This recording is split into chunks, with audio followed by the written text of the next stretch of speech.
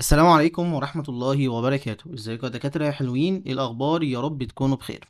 أنا دكتور عمرو نادي، وبإذن الله هنكون مع بعض النهاردة في شابتر جديد بعنوان السبكتروسكوبي. إن شاء الله شابتر سهل، شابتر بسيط، بس كل اللي أنا طالبه منك تكون مركز كويس. في هنا جزء معانا نظري كتير، بس الجزء النظري مش مهم أوي، الجزء اللي أنا هقولك عليه مهم تركز عليه. طيب، يعني ايه كلمة يا دكتور سبكتروسكوبي؟ هقول لك تخيل يا دكتور ماشي كده في الطريق، جات لك واحدة ست اديت لك مادة، وقالت لك يا دكتور بعد اذن حضرتك مش انت صيدلي؟ هتقول لها اه انا صيدلي. قالت لي خد لي المادة دي وممكن تقول لي هي بتتكون من ايه. فانت تقول لها بسيطة سهلة يا ستي، هاخد المادة بتاعتي دي وهاجي احللها. طيب يا دكتور ما انت لو حللتها وضفت عليها تفاعلات كيميائية، لو انا عندي طريقتين للتحليل. اول طريقة ان انا احط لها تفاعلات كيميائية. طب ما انا لو ضفت على المادة، هي المادة صغيرة، لو حطيت عليها شوية تفاعلات كيميائية هتبوظ مني المادة. فبضطر اخد المادة دي واروح جاي عند المعامل بقى وافحصها تحت اجهزة دقيقة جدا. الاجهزة الدقيقة دي بتستخدم الضوء واشعاعات الضوء ان هي تخش على العينة بتاعتي فتحلل لي العينة، ترسم لي حاجة اسمها سبيكترم. سبيكترم دي زي الجراف يا دكتور كده. اه السبيكترم ده يقدر من خلاله اقول لك انا عندي كذا وعندي كذا وعندي كذا وعندي كذا.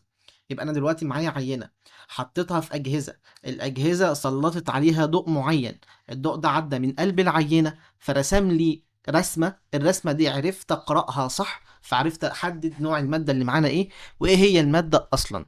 طيب جميل جدا، يبقى احنا كده عرفنا مقدمة بسيطة عن السبكتروسكوبي. يبقى السبكتروسكوبي عبارة عن ايه؟ عبارة عن مجموعة من الأجهزة، ولنفرض مثلا ده اليو في بتاعنا. طيب بعمل ايه يا دكتور؟ بروح جاي يا دكتور جايب كده العينه بتاعتي احطها في قلب تيست تيوب صغيره خالص خالص كده دي يا دكتور. طيب بعد ما مليتها هحطها في قلب الجهاز. طيب قلب الجهاز بعد كده هيطلع من جوه ضوء، هيعدي على العينه، يبدا يفحص العينه، تظهر لي الرسمه على الايه، على الديتكتور كده على الشاشه بتاعتي. امسك الرسمه بالشكل ده، مثلا دي الرسمه اللي طلعت عندي اهي، هبدا افسر فيها. وانا بفسر فيها هعرف الماده بتاعتي بتتكون من ايه وايه هي المكونات الاساسيه للماده بتاعتي. طيب جميل جدا جميل جدا. طب تعالى نقرا بقى يا دكتور معانا السبكتروسكوبي. السبكتروسكوبي قال لك هو انا بدرس امتصاص وانبعاث الضوء بتاعنا لما يخش جوه الايه، جوه الماده بتاعتنا اللي انا بسميها ماتر. طيب ولنفرض يا دكتور عندك مخروط ثلاثي بالشكل ده، لما الضوء الابيض بيخش فيه بيطلع لنا اضواء الوان الطيف السبعه، صح صح. اه بالظبط كده، فبيقول لك انا بدرس انبعاث وانكسار الضوء في الماده بتاعتي او امتصاص الضوء. طب يا دكتور علشان ادرس لازم يكون معايا حاجه بسميها الكترومagnetic راديشن، يعني اشعاع بيكون عباره عن الكترومagnetic راديشن. طيب يا دكتور بعد كده ايه اللي بيحصل؟ بجيب الماده بتاعتي احط عليها الكترومagnetic راديشن، الماده بتاعتي يحصل لها امتصاص او انبعاث او اهتزاز او غيره او غيره او غيره. ايه اللي هيحصل؟ الجهاز هيرسم لنا حاجه بسميها سبيكترم.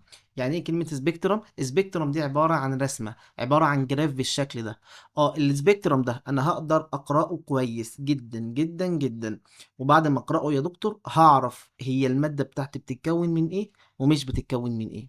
طيب فبيقول لك كانك عندك مخروط، والمخروط ده بتحط عليه الضوء بتاعك بيطلع لك الالوان المختلفه.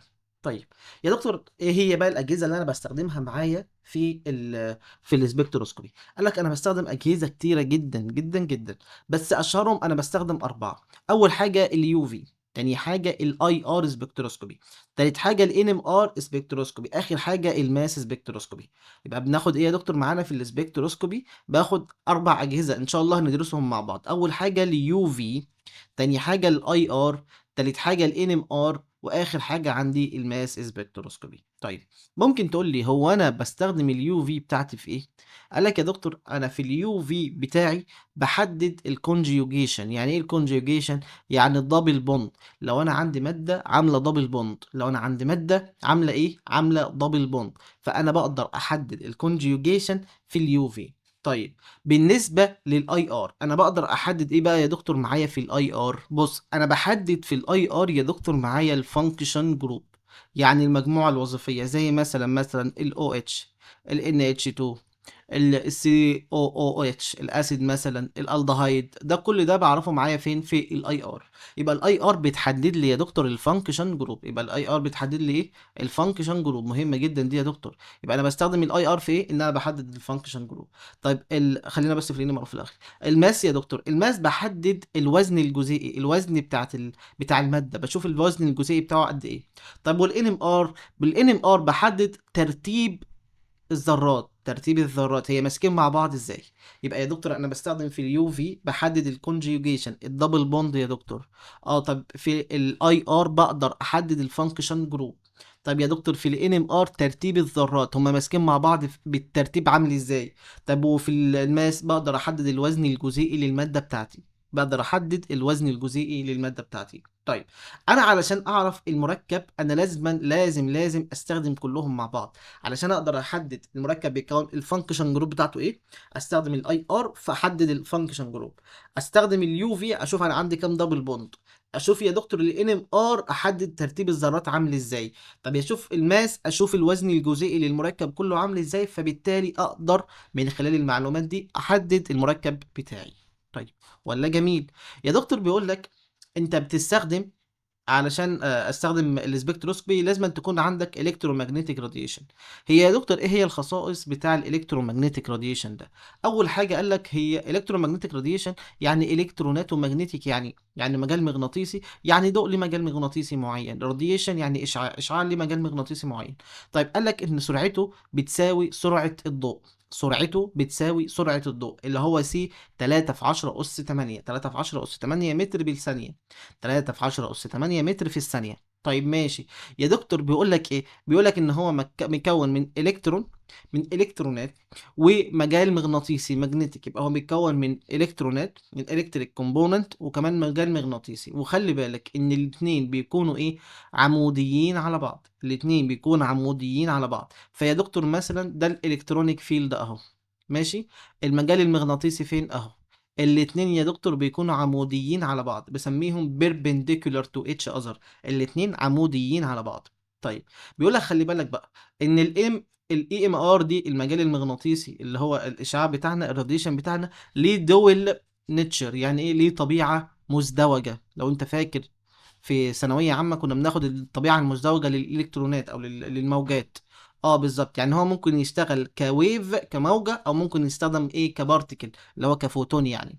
اه يبقى يا دكتور كده إيه هي الخصائص؟ أول حاجة سرعتها سرعة الضوء. يا دكتور المجال المغناطيسي والمجال الإلكتريك الاتنين يا دكتور عموديين على بعض. تاني حاجة ليه دول ناتشرال لطبيعة مزدوجة كويف وكبارتيكل.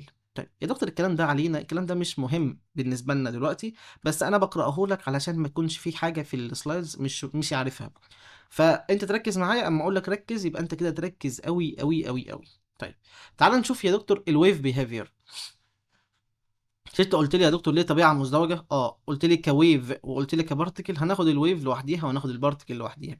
احنا عارفين يا دكتور اي ويف، اي ويف بالشكل دي، اه اي مش فاكر الويف بالعربي اسمها ايه. ماشي، اي ويف بالشكل دي يا دكتور بيكون لها اربع حاجات، لازم احسب لها اربع حاجات. اول حاجه الطول الموجي، اول حاجه معايا الطول الموجي. طيب الطول الموجي يا دكتور بتاعنا بيكون عباره عن ايه؟ بيكون عندنا طول الموجي المسافة ما بين قمتين أو المسافة ما بين قاعين. لو احنا فاكرين مسافة ما بين قمتين أو المسافة ما بين قاعين، يعني لو بدأنا من هنا يبقى هننتهي هنا، أو لو بدأنا من هنا يبقى ننتهي هنا. براحتك. المسافة ما بين قاعين يعني هي طول الموجة ككل، يعني هي طول الموجة. الويف يعني موجة معلش. ماشي ماشي. يبقى الطول الموجي بسميه لامدا. طيب الفريكونسي يا دكتور، الفريكونسي ده عبارة عن ايه؟ الفريكونسي هو عدد السايكلز اللي الويف بتاعتنا بتقطعها في الثانية، عدد كمية الموجات اللي بتحصل عندي في الثانية، عدد السايكلز اللي بتتكرر عندي في الثانية، ده بسميها الفريكونسي. ماشي، بسميه ايه؟ الفريكونسي. طب نيجي عند الفيلوسيتي. الفيلوسيتي اللي هو السرعة. السرعة هي المسافة يا دكتور اللي بيقطعها الموجة في وحدة التايم، في وحدة الوقت. هي المسافة اللي تقدر تقطعها الموجة لكل وحدة وقت. يعني ايه؟ يعني بتساوي السي اللي هي السرعة بتساوي الفريكونسي في اللامدا. ماشي ماشي. في عندي حاجة اسمها ويف نمبر. ويف نمبر دي يا دكتور اللي هي عندي بالشكل ده. اه الويف نمبر بيقول لك ايه؟ قال لك هي مقلوب الطول الموجي. هي مقلوب الايه الطول الموجي، فهي number of wave is breed in length of 1 سنتيمتر. ماشي طيب. آه التعريفات دي مهمة مش قوي يعني، انت عاوز تعرفها تمام، مش عاوز تعرفها فكك منها. طيب تعال نشوف يا دكتور الطبيعة بقى القوانين بتاعتنا. الطبيعة كبارتيكل بقى، كفوتون بقى. احنا عندنا في البارتيكل كان في واحد عالم عندنا مشهور وقال لك انا عندي قانون اسمه ايه، اللي هو المعلم بلانك يعني. قال لك ايه بتساوي اتش في نيو. طيب الاتش في نيو ده يا دكتور عبارة عن ايه؟ الاتش ده عبارة عن ثابت بلانك. طيب يا دكتور النيو ده اللي عبارة عن ايه؟ عبارة عن التردد. طيب يا دكتور تعالى نشوف بقى الاتش دي عبارة عن ايه. قال لك الاتش دي عبارة عن ايه؟ قال لك النيو ده عبارة عن ايه؟ قال لك عبارة عن السرعة على الطول الموجي. مش انا قلت لك فوق يا دكتور انا عندي هنا ان السرعه بتساوي النيو في اللامدا؟ طب لو انا عاوز اجيب النيو لوحديها هقول ان السرعه على اللامدا، هقسم على اللامدا يعني. طيب خلاص انا جبت السرعه على اللامدا على الطول الموجي. طيب جميل جدا. يا دكتور انت قلت لي السرعه على الطول الموجي، مش انت قلت لي ان انت عندك النيو بيساوي السرعه على الطول الموجي؟ جميل جدا. يا دكتور هو الطول الموجي ده بيساوي ايه؟ مش انا قلت لك ان ان عدد الموجات او الويف نمبر بيساوي اللي هو اليو داش ده بيساوي ايه؟ واحد على الطول الموجي. بالظبط كده. طب لما انا اجي اعوض عن الطول الموجي هقول له عباره عن ايه؟ هقول له عباره عن واحد على الويف نمبر. طيب بالشكل ده. طب خلاص شيل لي يا دكتور دي وحط لي واحد على الويف نمبر. حط لي واحد على الويف نمبر. يا دكتور بسط البسط مقام، بسط البسط مقام. اذا السي بتاعتنا او الاي بتاعتنا بتساوي، ما دي كانت تحت وانا قلت لك واحد على بسط البسط مكان يعني هتطلع لفوق. فالاي هتساوي الاتش، ادي الاتش اهي، في السي، ادي السي، على الطول الموجي. الطول الموجي انا قلت لك بقى هنعكسه هيطلع فوق الويف نمبر. القوانين مش مهم بس هو ايه علشان ما اسيبش اي حاجه يعني، هو الكلام ده مش هيفيدك قوي لانها اصلا معلوش اي حاجه يعني، معلوش اي حتى تطبيق يعني هناخده ليه. فعادي يعني ممكن تعديه مش هتفرق معاك. طيب لو انت يعني مش فاهم بس هو الموضوع سهل يعني، انا بجيب بعوض بكل بساطه. هو تعويض الاي بيساوي ثابت فرانك في التردد. التردد عندي بيساوي ايه يا دكتور؟ التردد عندي بيساوي السرعه على الطول الموجي. طيب الطول الموجي انا كنت بقول ان هو بيساوي واحد على، او اليو دي بيساوي واحد على الطول الموجي. خلاص واحد على الطول الموجي هيساوي معايا ايه؟ الويف نمبر. وبعد كده نعوض في القانون هتلاقي الدنيا معايا زي الفل. ماشي ماشي. ده بيقول لك بقى ان السي عباره عن الفيلوسيتي اللي هي السرعه، اللي هي سرعه الضوء 3 في 10 اس 10 او اس 8. سرعه الراديشن 3 في 10 اس 8 اس 10. طب واللامدا الويف لينث، واليو داش ده بسميها الويف نمبر. طيب جميل جميل جدا جدا جدا. فانا عندي دلوقتي حاجه بتقول لك يا دكتور ان الانرجي بتاعتنا اللي هو انا بقول لك ان الاي بتساوي اتش في سي على اللامدا. ان الانرجي بتاعتنا تتناسب تناسبا طرديا مع مين؟ او تناسبا عكسيا مع الطول الموجي. يبقى تتناسب تناسبا عكسيا مع مين؟ مع الطول الموجي. يعني كلما زاد الطول الموجي كلما قلت الطاقة. طب يا دكتور كلما قل الطول الموجي زادت الطاقة، يبقى تتناسب تناسبا عكسيا مع الطول الموجي. طيب انا عندي نفس القانون برضو، كنت بقول لك ان الاي بتساوي اتش في نيو، صح؟ طب يا دكتور الاتش في نيو ده، النيو بتاعتنا دي اللي هو التردد بتاعنا، بيتناسب تناسبا طرديا ولا عكسيا مع الطاقة؟ لا بيتناسب تناسبا طرديا مع الطاقة. طب يا دكتور انا عندي في القانون الاخير الويف نمبر ده، هو الاتش او الانرجي بتاعتنا بتتناسب تناسبا ايه؟ بتتناسب تناسبا طرديا مع الويف نمبر. يبقى انا كده عندي قانون بيقول لك ان الطاقة بتاعتنا تتناسب دايركت ريليشن مع الفريكونسي والويف نمبر تناسبا طرديا، ولكن تتناسب تناسبا عكسيا مع الطول الموجي. وده اللي انا عايزه. يبقى انا عايزك تعرف لي ان الطاقه الانرجي تتناسب تناسبا عكسيا مع الطول الموجي. تناسب تناسبا عكسيا مع الطول الموجي. لو انا عندي طول موجي كبير ركز، يبقى انا عندي طاقه قليله. لو انا عندي طاقه كبيره يبقى انا عندي طول موجي قليل. ماشي الاتنين عكس بعض. طيب فبيقول لك اهو ان انا لو زودت الطول الموجي ده هيقلل معايا الثلاثه الباقيين اللي هو الطاقه والتردد وكمان يا دكتور معايا الايه؟ الويف نمبر. طيب ركز معايا كده يا دكتور، انا عندي هنا الطول الموجي بص كده. مش انا قلت لك المسافه ما بين قمتين؟ ادي الطول الموجي بتاعنا متتاليتين. ادي الطول الموجي بتاعنا اهو يا دكتور. الطول الموجي بتاعنا اهو يا دكتور. طيب جميل جدا. الطول الموجي بتاعنا ده يا دكتور ماله بقى؟ قال لك ان الطول الموجي بتاعنا ده يا دكتور هنا كان كبير. هنا كان ايه الطول الموجي بتاعنا كبير، فالتردد بتاعنا قليل. طب تعالى بص هنا كده يا دكتور، ادي الطول الموجي اهو، الطول الموجي عندي صغير فالتردد بقى عندي كتير. طيب التردد عندي كتير بقت الطاقة عندي عالية، والتردد عندي عالي، والويف نمبر عندي اعلى. كل ده يا دكتور عكس مين؟ الطول الموجي. هنا الطول الموجي كان كبير فالباقيين كلهم قليلين. طيب فده الطبيعة المزدوجة أو ده القانون بتاعنا. القانون بتاعنا بيقول لك كلما زاد الطول الموجي قل الطاقة وقلت التردد. طيب عندي أنواع يا دكتور من الإيه؟ من الطاقة. عندي يا دكتور جاما ريز من الراديشن، وعندي إكس راي، وعندي ألترا فايلوت، وعندي فيزيبل، وعندي انفراريد، وعندي راديو. بعد إذن حضرتك، مين أعلاهم طاقة؟ أعلاهم طاقة الجاما ري. طب مين أقلهم طاقة؟ الراديو ليه؟ طب مين يا دكتور؟ طب الالترا فايولت قال لك ده من المتوسط، يعني الطاقه بتاعتها متوسطه. طيب جميل. الحاجات دي الدكتوره ما اهتمتش بيها فعدتها فاحنا هنعديها وهي مش مهمه قوي يعني. طيب يبقى احنا كده عرفنا ان الطاقه تتناسب تناسبا عكسيا مع الطول الموجي، ده مهم قوي قوي قوي قوي. طيب يا دكتور بعد اذن حضرتك، ما تقول لي كده البرنسبل او المبادئ اللي بيحصل عليها السبكتروسكوبي، يعني انا لما اجي اعمل سبكتروسكوبي ايه هو المبدأ اللي انا بمشي عليه؟ قال لك يا دكتور بيكون عندي الجهاز وبيكون عندي المادة، بسلط على المادة ضوء فوتونات. ماشي، الفوتونات دي ممكن تعمل حاجات مختلفة في المادة بتاعتي. ممكن تعمل لها اكزايتيشن يعني استثارة، الالكترون ينتقل من الجراوند ستيت لمستوى طاقة اعلى، مستوى طاقة بيكون المستوى الطاقة المثار. طيب ممكن يحصل له حاجة بسميها فايبريشن، يعني الروابط بتاعتي هي بس ايه تهتز، تحصل لها اهتزاز.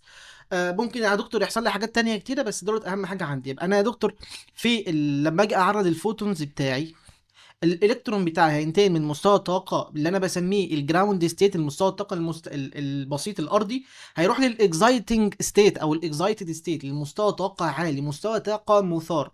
هنا يا دكتور بقى ممكن برضو يحصل عندي حاجه بسميها الكترون ترانزيشن او فايبريشن. طيب هنا يا دكتور بقى يحصل عندي ايه؟ هنا يا دكتور يحصل عندي طاقه، الطاقه يا دكتور هتطلع، او يحصل عندي ان في عندي اشارات هتتكتب، في عندي بيك هتترسم. كل الكلام ده مين اللي بيسجل؟ اللي بيسجل عندي الجهاز بتاعي. تعال بص الرسمه ديت انا جايبها لك بشكل اوضح هنا اهي. بيقول لك يا دكتور انا لما ادي فوتونات، تعال اكبر كده، ايوه كده. انا لما ادي فوتونات يا دكتور ايه اللي بيحصل معايا؟ والله يا دكتور الطاقه اللي انا خدتها كانت كبيره، هتكون قادره ان هي تنقل الالكترون من مستوى طاقه الجراوند ستيت لمستوى طاقه اعلى، اللي انا بسميها اكزايتد الكترون او اكزايتد ستيت، الطاقه المثار.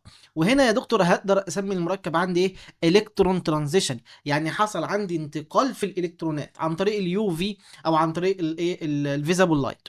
طيب يا دكتور ممكن يحصل عندي بس اهتزاز في البوند. اهتزاز يعني هنا البوند بتاعتي اهتزت اهي. اه لو حصل عندي مجرد اهتزاز بسميها ايه يا دكتور؟ بسميها فايبريشنال ترانزيشن. فايبريشنال ترانزيشن ده بيحصل يا دكتور عندي في الانفراريد، وليها استخدامات هناخدها مع بعض ما تقلقش. يبقى يا دكتور يا اما يحصل عندي اكزايتيشن يا اما يحصل عندي فايبريشن. في عندي دلوقتي هناخد مع بعض النيوكليار ترانزيشن بس ايه مختلف عن دولت شويه. ماشي. يبقى يا دكتور ايه اللي بيحصل؟ انا بجيب الماده بتاعتي احط عليها شويه فوتونات، الفوتونات قادرة إن هي تنقل الإلكترونات من مستوى الطاقة الأرضي لمستوى الطاقة الأعلى اللي أنا بسميه exciting state. قال لك مش بس كده يا دكتور، أنا عندي ثلاث مستويات للطاقة. يعني مثلا أنت عندك المادة أهي، وأنا جيت حطيت عليها فوتون أو مجموعة أو حزمة من الطاقة أو حزمة من اللايت. إيه اللي بيحصل في المادة؟ قال لك الطاقة دي على حسب، هي ممكن تكون واحدة من ثلاثة، يا إما تكون E1 يا إما E2 يا إما E3. طيب الاي 1 يا دكتور بتكون اقوى، بتكون هي الاقوى هي الاعلى. طيب بتعمل الاي 1؟ قال لك الاي 1 هي الطاقه بتكون كافيه ان بتنقل الكترونات من مستوى الطاقه الارضي لمستوى طاقه اعلى، فبيسمي يحصل عندي ايه؟ هي الانرجي التي تتطلب ان يحصل عندي اكزايتيشن استثاره، يعني الالكترون بتاعي هينتقل من مستوى الطاقه الارضي الى مستوى طاقه اعلى. بسميها ايه يا دكتور؟ بسميها الكترونيك ترانزيشن، بسميها الكترونيك ترانزيشن. طب يا دكتور مين الطاقة اللي تقدر تعمل كده؟ مين هو الفوتون اللي هو يقدر يعمل الاي 1 ده؟ قال لك بكل بساطة اليو في او الفيزابل لايت. يبقى اليو في او الايه او ضوء الشمس العادي. طب يا دكتور ممكن يكون عندي طاقه لما تيجي تخبط في الماده بيحصل عندي مش هيحصل عندي بقى اكزايتيشن، لا ده هيحصل عندي حاجه اسمها بوند فايبريشن. يعني ايه كلمه بوند فايبريشن؟ يعني يا دكتور ان البوند بتاعتي هتهتز، يحصل عندي اهتزازات في الرابطه. طيب يا دكتور موضوع اهتزازات الربط ده امرها سهل شويه، بتحتاج طاقه اقل شويه. فلما يحصل عندي اهتزازات بتحتاج طاقه ايه اقل شويه. طيب يا دكتور الطاقه دي بسميها ايه الاي 2؟ قال لك بسميها يا دكتور الاي ار، هي الطاقه اللي بسميها تحت الحمراء. يبقى الطاقه تحت الحمراء هي اللي تقدر تعمل فايبريشن في البوند، او بسميها اكزايتيشن اوف بوند او فايبريشن للبوند، بس الاكتر بستخدمها ايه فايبريشن. يبقى اقول لي الاي 2 دي يا دكتور بتعمل ايه؟ هي الطاقه اللازمه ان انا اعمل اكزايتيشن للبوند او فايبريشن للبوند، اهتزاز البوند، بتحتاج مني طاقه بسميها اي ار، اشعه تحت الحمراء. طيب عندي اخر حاجه معايا اللي هو الاي 3. الاي 3 ده بيقول لك ايه يا دكتور بقى معانا؟ قال لك يا دكتور الاي 3 ده بيقول لك انا بقدر اعمل حاجه اسمها اكزايتيشن اوف نيوكلياي. مش انت عندك اي ماده او اي ذره بيكون فيها جوه نيوكليوس يا دكتور كده، بيكون فيه نواه. انا هعمل بقى اكزايتيشن للنواه مش الالكترون. يعني مثلا انا عندي النواه اهي، بيلف حواليها الالكترون في مدارات طاقه، ادي المدارات بتاعه الطاقه. الاي 1 بتنقل الالكترونات من مستوى طاقه قليل لمستوى طاقه اعلى. طب يا دكتور الاي 2 بتمسك الرابطه ما بين المدار ده والمدار ده، بيعملوا مع بعض رابطه، بتعمل اهتزاز للرابطه. طب يا دكتور الاي 3 بتيجي عند النواه ذات نفسها تعمل لها فايبريشن، تعمل لها ايه فايبريشن او اكزايتيشن. طيب يبقى بسميها ايه يا دكتور الطاقه دي؟ هي طاقه بسيطه جدا، انرجي بحتاجها علشان اعمل اكزايتيشن للنيوكلياي، بسميها نيوكليار ترانزيشن. بتحتاج ايه بالظبط؟ بتحتاج راديو ويفز. بتحتاج ايه يا دكتور؟ راديو ويفز. طيب تعالى يا دكتور بس افكرك، هنا الراديو ويفز كانت اعلى في الطول الموجي واقل في الطاقه، فعلشان كده بستخدمها في النيوكلياي. طيب يا دكتور الانفراريد كنت بستخدمها معايا فين؟ الاشعه تحت الحمراء كنت بستخدمها معايا ان انا اعمل ايه؟ اعمل بوند فايبريشن. طب والفيزيبل لايت والالترا فايلوت لايت كنت بعمل بهم ايه؟ كنت بعمل بوند اكزايتيشن. الاكس راي والجاما راي دولت قويين جدا جدا جدا، بستخدمهم في حاجات تانية مختلفه ماليش دعوه بيهم دلوقتي. طيب ولا جميل، استخداماتهم ديت الدكتوره ما قالتهمش ولا جت جنبيهم اصلا، ولا عايزك ولا انا اصلا عايزك تعرفهم. ماشي ماشي. طب تعالى يا دكتور بعد اذن حضرتك بقى، انت كده فرقت لي ما بين الاي 1 اي 2 اي 3، وقلت لي ان الاي 1 اعلى من اي 2 اعلى من اي 3. هنعمل ايه دلوقتي بقى؟ هنقول لك بقى دلوقتي هنخش معانا في اول جهاز من اللي احنا اتفقنا ان احنا هندرسهم، وهم ايه يا دكتور؟ هندرس مع بعض الالترا فايلوت فيزابل سبكتروسكوبي، الترا فايلوت فيزابل سبكتروسكوبي، اللي انا بسميه اليو في، وهو الجهاز اللي انا جبته لك في بدايه المحاضره. فاكر بدايه المحاضره؟ اللي هو الجهاز ده بالظبط كده، هو ده الجهاز اللي انا بستخدمه معايا، ده بسميه اليو في، حتى هنا بقى اهو يو في. بكل بساطه انا عاوز اعرف ايه يا دكتور؟ عاوز اعرف يعني ايه اصلا كلمه يو في في الجزء اللي جاي ده. عاوز اعرف يعني ايه اصلا يو في وازاي بستخدمها. وتاني حاجه عاوز اعرف الجهاز ذات نفسه، وهعرف بيطلع لي ايه، عاوز اعرف البيكس اللي بيطلعها لي. وفي الاخر عاوز اعرف العوامل اللي بتاثر معايا، وفي الاخر عاوز اعرف الايه العوامل اللي هتاثر معايا. طب واحده واحده بقى يا دكتور، ويلا بينا نخش معانا في الجزء اللي جاي علشان جزء مهم جدا جدا جدا. فانا عاوز اعرف ايه؟ عاوز اعرف النظريه بتاعتي، عاوز اعرف الجهاز ذات نفسه بيكون عامل ازاي، عاوز اعرف يا دكتور اليو في سبيكترم، السبيكترم الرسمه اللي هتطلع لي بتكون عامله ازاي، وكمان ايه هي العوامل اللي بتاثر على الطول الموجي بتاعنا، واخر حاجه انا بستخدمها في ايه. ولو خلصت الكلام ده يبقى انا كده خلصت معايا المحاضره، ويبقى ميد فول و10. طيب اول حاجه معانا هنبدا فيها الثيوري. بيقول لك يا دكتور الثيوري اللي هي ايه النظريه بتاعتنا. بيقول لك يا دكتور ان اليو في او الفيزيبل سبيكتروسكوبي ده بيقيس ايه بكل بساطه؟ بيقيس لك انا معايا ماده عرضت عليها الضوء اللي هو كان يو في، اللي هو الاشعه فوق بنفسجيه. طيب الاشعه فوق البنفسجيه ده لما بعدها على ماده، الماده بتحصل فيها ايه؟ الماده تمتص منها الكترونات. لما تمتص منها يا دكتور يحصل ليها ابزوربشن. لما يحصل ليها ابزوربشن هيحصل عندي ايه؟ هيحصل عندي ان الالكترونات يحصل لها اكزايتيشن، بدل من مستوى الطاقه الارضي تطلع لمستوى طاقه اعلى، يحصل عندي ايه اكزايتيشن. طيب جميل يا دكتور، قول لي بقى هي اليو في دي اصلا الطول الموجي بتاعها كام؟ قال لك ان الطول الموجي بتاع اليو في من 200 ل 400. اليو في الطول الموجي بتاعها من كام؟ من 200 و400. طب يا دكتور انت قلت لي اليو في بس، ده انت قلت لي معاها الفيزيبل لايت اللي هو الضوء بتاعنا اللي احنا بنشوفه. قال لك طب والطول الموجي بتاع الضوء بتاعنا كام يا دكتور؟ قال لك من 400 ل 800. يبقى يا دكتور اليو في سبكتروسكوبي بيقدر يشوف امتصاص الماده للطاقه اللي انا بعرضها عليها، سواء كانت يو في او فيزيبل لايت، ويحصل له اكزايتيشن. من طول موجي يتراوح من كام لكام؟ من 200 ل 800. من 200 ل 800 هو ده اللي يقدر يحدده بس. ما يقدرش يحدد اعلى من كده خالص. يبقى يا دكتور الجهاز بتاعنا بيحدد من كام؟ بيحدد من البدايه بتاعتنا من 200 لكام؟ ل 800. طب اقل من 200 يا دكتور انا عندي هنا بيكون في حاجه اسمها الترا فايلوت بس كوندنسد شويه او مكثفه شويه او تحت بريشر. قال لك لا ده مش بقدر احددهم اللي هو من 100 ل 200. انا بقدر احدد بس من 200 ل 800. عرفت تجيب لي الطول الموجي في الرينج ده، انا هعرف اشوفه وهعرف اقراه وهعرف اديك ليه رسمه. اقل من كده مش هعرف اديك ليه رسمه. طيب تعالى يا دكتور واحده واحده. هو انت بتقول لي انا بستخدم يو في او فيزابل لايت، صح؟ طيب هو انا بستخدمهم كده وخلاص؟ قال لك لا. انت بتستخدمهم ازاي؟ هو المصدر بتاعك يا دكتور. قال لك علشان تستخدم يو في، قال لك انا بجيب حاجه بسميها ديوتيريوم لامب. ديوتيريوم ايه؟ لامب. علشان يا دكتور استخدم فيزابل لايت انا بجيب حاجه بسميها تنجستن لامب. يبقى لو انا جبت لامدا من التنجستين انا بقدر احدد الفيزابل راديشن. طب يا دكتور لو جبت ديوتيريوم لامب انا بقدر احدد ايه؟ بقدر احدد اليو في راديشن. يبقى اليو في بحددها من الديوتيريوم لامب، المصدر بتاع ديوتيريوم لامب. طب والتنجستن لامب بيطلع لي فيزابل راديشن. فيزابل راديشن. طيب بيحصل عندي ايه؟ ادي السورس يا دكتور اهو. السورس ده بيكون في قلب الجهاز، بيعدي على حاجه اسمها سبليت، وبعد كده سبازم او سليت، يخش يا دكتور كده بكل بساطه لحد ما يوصل عند مين؟ للماده. وبعد ما يوصل للماده يا دكتور هيعمل ايه بكل بساطه؟ هيحصل عندي ان الريفرنس سيل هتيجي تمسكه وتوديه للديتكتور.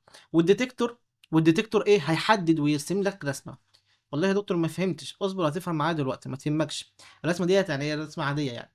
بص يا دكتور، انا قلت لك علشان يكون عندي تنجستون لامب بجيب بيها اليو في، بجيب فيها الفيزيبل لايت. ولو عندي ديوتيريوم لامب بقدر احدد بيها اليو في راديشن. طيب ايه اللي هيطلع لنا من الاخر؟ انا بدخل العينه بتاعتي او الجهاز بتاعي. بص بقى بيحصل ايه بكل بساطه. بكل بساطه انا بيكون عندي التست تيوب الصغيره اللي انا قلت لك دي. اه بمليها العينه بتاعتي.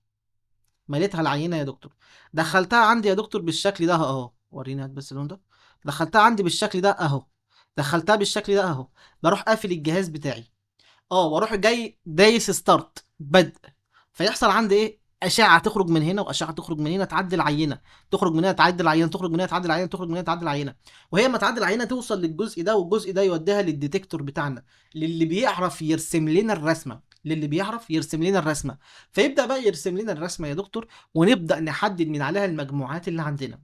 طيب هو انا بحدد المجموعات اللي عندنا دي ازاي؟ يعني الكونجوجيشن اللي انا عايز اعرفه النهارده، مش انت بتقول اليو في بيحدد لي الكونجيوجيشن يعني دبل سنجل دبل؟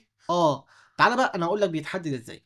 طيب يا دكتور بيقول لك انا عندي اول حاجه الالترا فايلوت سبيكترم، او السبيكترم اللي بيطلع لنا من الجهاز ده بسميه اوقات الكترونيك سبيكترم. يعني لو جالي هما الاثنين واحد يبقى الالكترونيك سبيكترم هو الالترا فايلوت سبيكترم.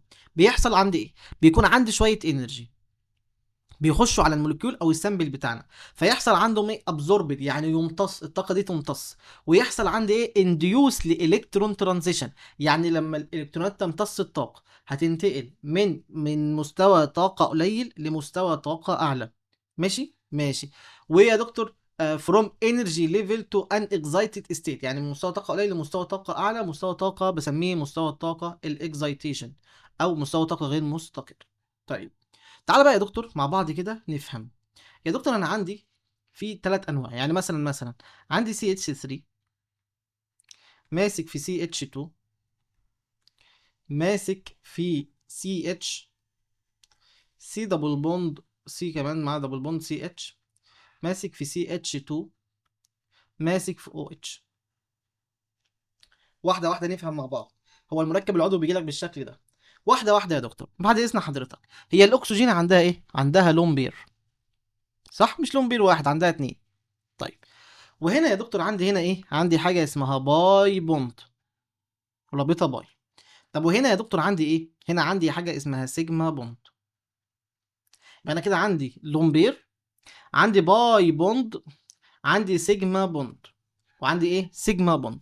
لما اجي يكون المركب عندي بالشكل ده بيكون عندي الالكترونات في مستوى طاقه عامل ازاي؟ بص بقى، بيكون عندي يا دكتور حاجه اسمها سيجما، ده الاوربيتال بتاع سيجما بوند. طيب وبيكون فوقيه الاوربيتال بتاع باي.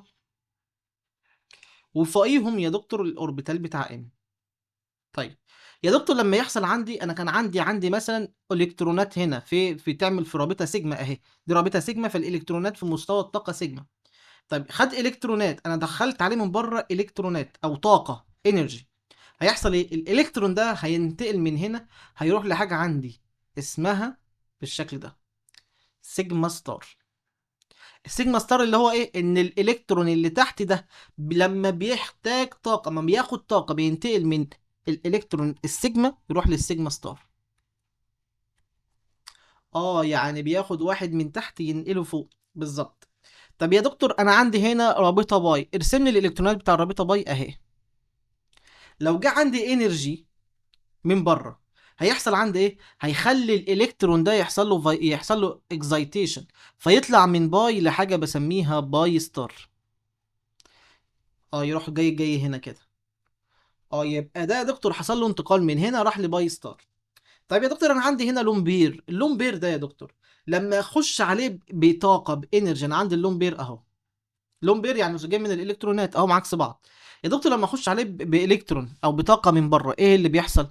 يحصل له اكزايتيشن. طب الاكزايتيشن عندي هنا ان ستار؟ لا، عندي يا اما باي ستار يا اما سيجما ستار.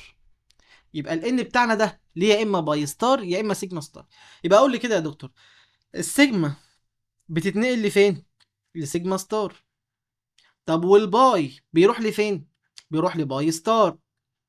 طب يا دكتور الN اللي هو الالكترونات بتاع اللون بير بيروح لمين؟ بيروح يا دكتور اما سيجما ستار يا اما باي، يا اما من N لباي ستار. طيب واحده واحده، واحده واحده. يا دكتور هو انا لو نقلت من سيجما لسيجما ستار، الطاقه دي كبيره ولا قليله؟ انت شايف الطاقه عامله ازاي؟ طاقه كبيره، محتاج طاقه كبيره. طب لو رحت من باي لباي ستار، يعني طلعت المسافه دي كلها، طاقة نص ونص، طاقة نص ونص. طب لو طلعت من ان للباي ستار، دي طاقة قليلة خالص. طب لو طلعت من الان للسيجما ستار، طاقة برضو نص ونص. يبقى انا كده عندي حاجتين، عندي مستوى طاقة قليل، مستوى طاقة عالي. يعني لو طلعت من سيجما لسيجما ستار بحتاج انرجي عالية. لو اتحركت من باي لباي ستار، انرجي عالية وكل حاجة، بس نص ونص، يعني تقريبا نص ونص. طب ومن ان لسيجما ستار، هي انرجي عالية شوية، هي اعلى من الباي لباي ستار. طب لو من الان للباي ستار احتجت يا دكتور انرجي قليلة. يبقى يا دكتور بعد اذن حضرتك، انا قلت لك الانرجي العالية تتناسب تناسبا عكسيا مع مين؟ مع الطول الموجي. طيب يعني ده انت قصدي تقول لي ايه؟ انا بقول لك انا بحتاج طاقة عالية يعني طول موجي قليل. طيب يا دكتور هنا انرجي متوسطة يعني طول موجي شوية متوسط، دي بحتاج طاقة عالية يعني طول موجي قليل. طب هنا طاقة قليلة يعني طول موجي عالي. طيب هو الجهاز بتاع اليو في بتاعي يقدر يقيس لي ايه؟ قال لك انا اقدر اقيس لك اللامدا ده اهي واللامدا ده اهي. طب يا دكتور بعد اذن حضرتك، انت قلت لي اللامدا دي قليلة، يعني اقل من كام؟ اقل من ال 200. انا قلت لك الجهاز بتاعي بيقيس من 200 ل 800 صح؟ طول موجي. ديت قليله اقل من 200، يعني في رينج من ال 100 ل 200، مش بعرف اقيسه بالجهاز بتاعي. طب دي قليله برضو، يعني في رينج من 100 ل 200 مش بعرف اقيسه. فالجهاز بس بيقيس لي حاجتين، يا اما الباي لباي ستار، وده فيها مشكله كمان، ركز معايا، الباي لباي ستار، وبيقيس معايا الان للباي ستار. يبقى كده الجهاز اللي انا بستخدمه بيقيس ايه؟ بيقيس من الباي للباي ستار، بس انا قلت لك في حاله واحده. طيب وبيقيس من الان للباي ستار. طيب جميل. امتى بقى يا دكتور يقيس لي من الباي للباي ستار؟ يقيس لي من الباي للباي ستار لو كان عندي كونجيوجيشن، يعني دبل سنجل دبل، دبل سنجل دبل، دبل سنجل دبل، دبل سنجل دبل. عرف يقيس لي الكونجيوجيشن، يبقى المركب ده بيعرف يقيس الطاقة اللي بتقدر تحول الرابطة باي، تنقل الالكترونات منها توديها للمدار اللي انا بسميه باي ستار، اللي انا بسميه ايه؟ باي ستار. طب يا دكتور بعد اذن حضرتك، بعد اذن حضرتك ممكن تقول لي حاجة هنا؟ هقول لك حاجة. بص بقى، الالكترونات بس كده، ادي الان، ادي الباي، وادي السيجما ستار، وادي السيجما، وادي الان. وادي هنا الباي ستار، وادي السيجما ستار. مستويين الطاقة دول، الاتنين دولت مع بعض كده يا دكتور، بيكونوا بسميهم الانتي بوندنج. يعني ايه انتي بوندنج؟ يعني مستوى طاقة عالي حصل له اكزايتيشن، مستحيل تكون هنا روابط. طب ودولت يا دكتور؟ لا، دولت بسميهم البوندنج ستيت. ده بسميهم البوندنج، ده بسميهم انتي بوندنج. بسميهم بوندنج، بسميهم ايه؟ انتي بوندنج. هيظهر عندي مصطلحين احنا مش هناخدهم مع بعض دلوقتي، بس انا عايز اقولهم لك. يا دكتور، هو ايه اقرب او اعلى حاجه فيها الكترونات؟ مش انا قلت لك الان ده بسميها البوندنج؟ هو اعلى حاجه عندهم الكترونات، فبسميه يطلع عندي highest occupied molecular orbital. يعني ايه يا دكتور؟ يعني بسميه الهومو. يبقى يا دكتور انا عندي الان، المدار بتاع الان بسميه الهومو، هو الاعلى في البويندنج في الطاقه، فبسميه الهايست اوكيوبايد مولكيولار اوربيتال. هو اعلى طاقه من السيجما ومن الباي، اعلى في الارض يعني، طاقه من السيجما ومن الباي. طيب يا دكتور، في عندي حاجه تانية، في حاجه اسمها لومو. اللومو ده يا دكتور اللي انا بنطق عليها الباي ستار. هي الباي ستار دي عباره، بتعبر عن ايه؟ بتعبر عن مستوى طاقه غير مستقر بيوصل للالكترون لما بياخد طاقه. طيب، الباي ستار ده ليها ميزه، هي اقل مستوى طاقه بيوصل اليه الالكترون. يبقى هو اقل مستوى طاقه يقدر يوصل اليه الالكترون المثار. يعني ايه؟ يعني الباي ستار ده بسميها lowest unoccupied molecular orbital. lowest unoccupied molecular orbital. مش مهم الكلمتين دول، بس ايه علشان لو جت قدام فيما بعد معانا. طيب تعالى نوضح بقى الكلام ده. يا دكتور قال لك ايه؟ قال لك انا عندي حاجه اسمها بويندنج اوربيتال. يعني ايه؟ اوربيتالات بتكون الروابط، اللي هي الاوربيتالات الارضيه، السيجما بوند والباي بوند والان نون بوند والان ايه نون بوند. طيب، معلش، البوندنج اوربيتال اللي هو الباي بوند والسيجما بوند. في عندي النون بويندنج ده الاوربيتالات يا دكتور الحره، اللي انا بسميها الان، بسميها نون بويندنج. وعندي يا دكتور الانتي بوند ده اللي هو الباي ستار والسيجما ستار. يبقى الانتي بوند ده السيجما ستار والباي ستار. طب والنون بويندنج ده بسميها الايه؟ الباي او الان، بسميها قصدي الان او اللون بير، الان او اللون بير. طب السيجما او الباي يا دكتور بسميها البويندنج اوربيتال. ماشي ماشي. طيب يا دكتور، النون بويندنج اوربيتال او النون بويندنج اوربيتال اللي انا بسميها ان ده يا دكتور عباره عن ايه؟ مش انا قلت لك ان انا عندي الاكسجين عليه لون بير، النيتروجين عليه لون بير؟ ده المسؤول عن اللون بير. طب والانتي بوندنج، الالكترون بتنتقل من سيجما لسيجما ستار او من باي لباي ستار. ماشي ماشي. تعال ناخد بقى امثله على الكلام ده، ونعرف ازاي بنحله وازاي بيجي لنا في الامتحان يا دكتور. بص بقى يا دكتور، الجزء اللي جاي ده مهم جدا جدا جدا، فبالله عليك ركز لي كويس واعرف انا ببدا احل ازاي. طيب يا معلم، احنا عرفنا دلوقتي ان انا عندي ثلاث حاجات، يا اما سيجما تو سيجما ستار، يا اما باي تو باي ستار، يا اما ان تو سيجما ستار، يا اما ان تو باي ستار. صح؟ انا قلت لك بيظهر عندي ايه؟ بيظهر عندي اتنين بس، من الباي للباي ستار والان تو باي ستار. طيب والله جميل. يا معلم بقى، انت بتقول لي يعني ايه كلمه سيجما اصلا؟ يعني ايه الرابطه سيجما؟ الرابطه سيجما يعني انا عندي كربونه ماسكه في كربونه، الرابطه دي بسميها رابطه سيجما. طيب، وكمان يا دكتور لو انا ماسكه في هيدروجين، الرابطه بتاعت الهيدروجين رابطه سيجما. صح؟ طب يا دكتور لو انا عندي دبل بوند هنا، الدبل بوند دي بسميها الرابطه باي. والله جميل. يبقى انا لما اجي اقول لك سيجما تو سيجما ستار، يعني المركب كله مفيش غير سيجما. يعني لو قلت لك مثلا CH3 المركب ده الايثان، هو الايثان يا دكتور في رابطه باي؟ لا. في رابطه في لون بير الاو، في او مثلا فعندها لون بير؟ لا. يبقى كل الرابطه عندي هنا هي من النوع سيجما تو سيجما ستار. فيظهر عندي هنا سيجما تو سيجما ستار. لو انا عندي الكان بالشكل ده رابطه سيجما، ده رابطه سيجما، ده رابطه سيجما، كلهم روابط سيجما، فيظهر عندي ايه؟ نو نيد هاي انرجي، طاقه عاليه كبيره جدا. ماشي. فالويف لينث اللامدا، مش انا قلت لك محتاج طاقه عاليه؟ والطاقه بتتناسب تناسبا عكسيا مع اللامدا، فتحتاج لامدا قليله، طول موج قليل اقل من 200، والجهاز بتاعي بيبص من 200 لكام؟ ل 800. طيب والله جميل. يبقى لو انا عندي اي الكان، اكيد مش هيظهر عندي في الجهاز، اكيد مش هيظهر عندي في الجهاز، فمش هنقدر نحدده باليو في سبكتروسكوبي. في اجهزه تانية بتحدده دلوقتي، بس ايه دلوقتي ايه مش في الجهاز بتاعنا مش بنعرف نحدده. طب تعالى يا دكتور، لو انا عندي الكان وضفت له unshared lone pair of electron. يعني ايه unshared lone pair of electron؟ يعني ضفت له عنصر عنده لون بير، زي الاكسجين مثلا، زي النيتروجين عنده لون بير، زي السلفر عنده لون بير، كل ده عندهم لون بير. يعني مثلا يا دكتور لو انا عندي الكحول بالشكل ده سي اتش 3 سي اتش 3 سي اتش 3 سي اتش 2 سي اتش 3 سي اتش 2 سي اتش 2 ماسكه في او اتش، واحده واحده ركز يا دكتور. ده دي الرابطه سيجما، انا فاكر ده دي الرابطه سيجما، يبقى سيجما تو سيجما ستار، صح؟ انا عندي لون بير. اللون بير يا دكتور، اللون بير بتاعنا هيوصل هنا، انا عندي قلت لك اللون بير بيكون ان، صح؟ انا عندي 2 ان تو باي ستار وان تو سيجما ستار. طيب واحده واحده دلوقتي، هو انا عندي في الرابطه هنا رابطه باي؟ ما عنديش رابطه باي، ما عنديش ابدا، ما كانش عندي.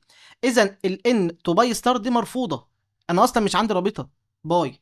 اذا يبقى انا عندي كده سيجما تو سيجما ستار، ولون بير ده اللي انا بسميه ان تو سيجما ستار. طب تعالى يا دكتور المركب اللي بعده، عندي هنا لون بير اهو، وعندي سيجما ستار، فهقول له انا عندي برضو سيجما تو سيجما ستار وان تو سيجما ستار. ركز بقى معايا يا دكتور، انا عندي هنا الطاقه اللي بيحتاجها سيجما تو سيجما ستار عاليه، طب وكمان الان تو سيجما ستار طاقه عاليه، فاللي بيظهر عندي بيكون عندي لمده قليله اقل من ال 200. طب هل اليو في هتقدر تحددهم؟ قال لك اليو في نوت ديتكت باي يو في، يعني مش هتقدر تحددهم. يبقى انا كده معايا حتى الان رابطتين مش هنعرف نحددهم ايه هم يا دكتور، سواء كان عندي سيجما تو سيجما ستار او ان تو سيجما ستار.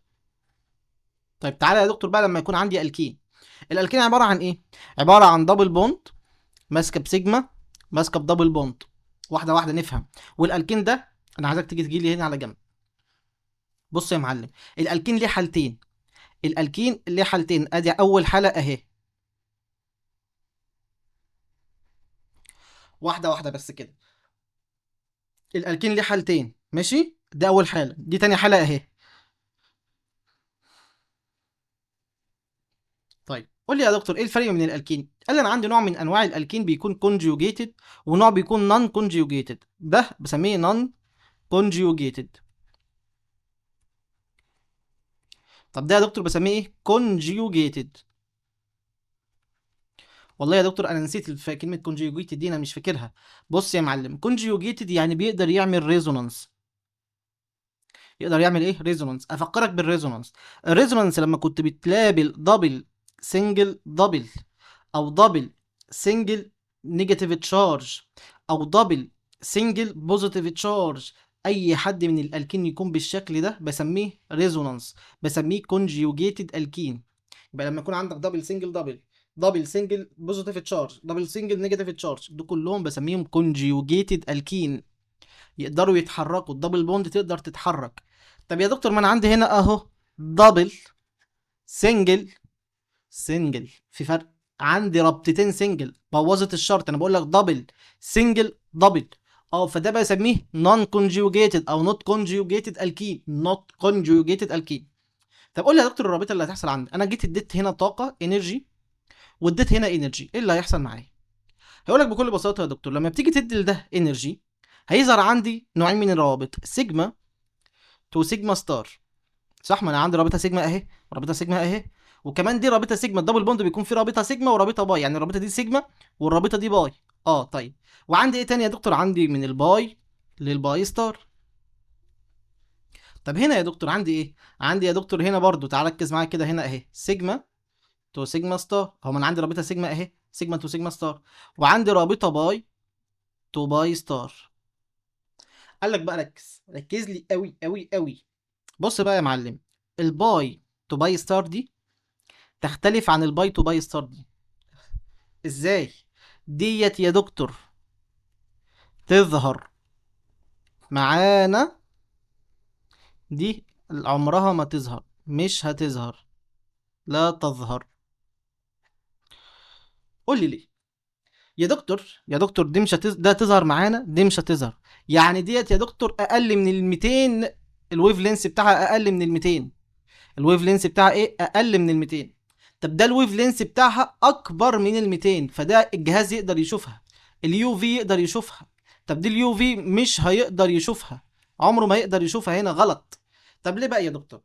قال لك لما يكون عندك مركب كونجيوجيتد، مركب كونجيوجيتد بالشكل ده مثلا، بيحصل ايه؟ عندي رابطه اسمها، عندي طاقه بسميها طاقه الريزونانس. طاقه الريزونانس دي بتقلل طاقه المركب، بتقلل طاقه المركب. فبتخليه محتاج طاقه قليله، فمحتاج فيظهر عنده طول موجي كبير. فانا عندي هنا حاجه اسمها طاقه الريزونانس، بتخلي طاقه المركب اوفر اول قليله، طاقه المركب اللي محتاجها قليله. فلما يكون الطاقه عندي قليله، يبقى الطول الموجي عندي ايه؟ كبير. يبقى يظهر اكبر من 200، اكبر من 200، الطول الموجي بتاعه اكبر من 200. طب هنا يا دكتور طاقه الريزونانس مش موجوده، طاقه الريزونانس بتاعتي مش موجوده. فمش هقدر اشوف الباي تو باي ستار. يبقى انت عايز تقول لي ايه؟ عايز اقول لك ان الباي تو باي ستار اقدر اشوفها مره ومش هقدر اشوفها المره الثانيه. اشوفها المره الاولانيه امتى؟ لما تكون طاقه الريزونانس، عندي طاقه الريزونانس اللي بتخلي طاقه المركب ككله قليله، وبالتالي الطول الموجي عندي بيكون كبير فيظهر عندي. لما يكون عندي الباي تو باي ستار بس يا دكتور ما عنديش ريزونانس، يبقى دي مش هقدر اشوفها، للاسف مش هقدر اشوفها. طب يا رب يكون الموضوع بالنسبه لك واضح وبقى زي الفل. تعال نشوف المركب. ايه ده؟ ماشي، تعال نشوف المركب. بص يا معلم، بقول لك لو انت عندك conjugated الكين اهو، دبل سنجل دبل، فيظهر عندك سيجما تو سيجما ستار وباي تو باي ستار. طيب وهنا يا دكتور عندي نون conjugated الكين اهو، في سيجما بتاع سنجل سنجل، ما ده بسميه نون conjugated الكين. ده يحصل ايه يا دكتور؟ قال لك ان الباي تو باي ستار هنا بتكون اكبر من ال 200، تظهر الطول الموجي بتاعي يظهر اكبر من ال 200 فاقدر اشوفه بعينيا. طب هنا اللامدا يا دكتور، اللامدا هنا بتكون اقل من ال 200 فمش هيقدر الجهاز يحددها لي، الجهاز هنا مش هيقدر يحددها لي. يبقى انا كده اول حاجه عرفت احددها مع بعض، اول حاجه شفناها لحد دلوقتي الباي تو باي ستار. بس انهي يا دكتور؟ اللي هي كونجيوجيتد، اللي هي ايه؟ كونجيوجيتد.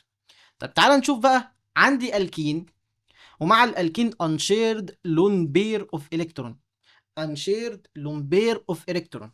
طيب واحده واحده، انا قلت لك ان الدبل بوند دي بتعمل حاجتين. ايه هما يا دكتور؟ قول لي.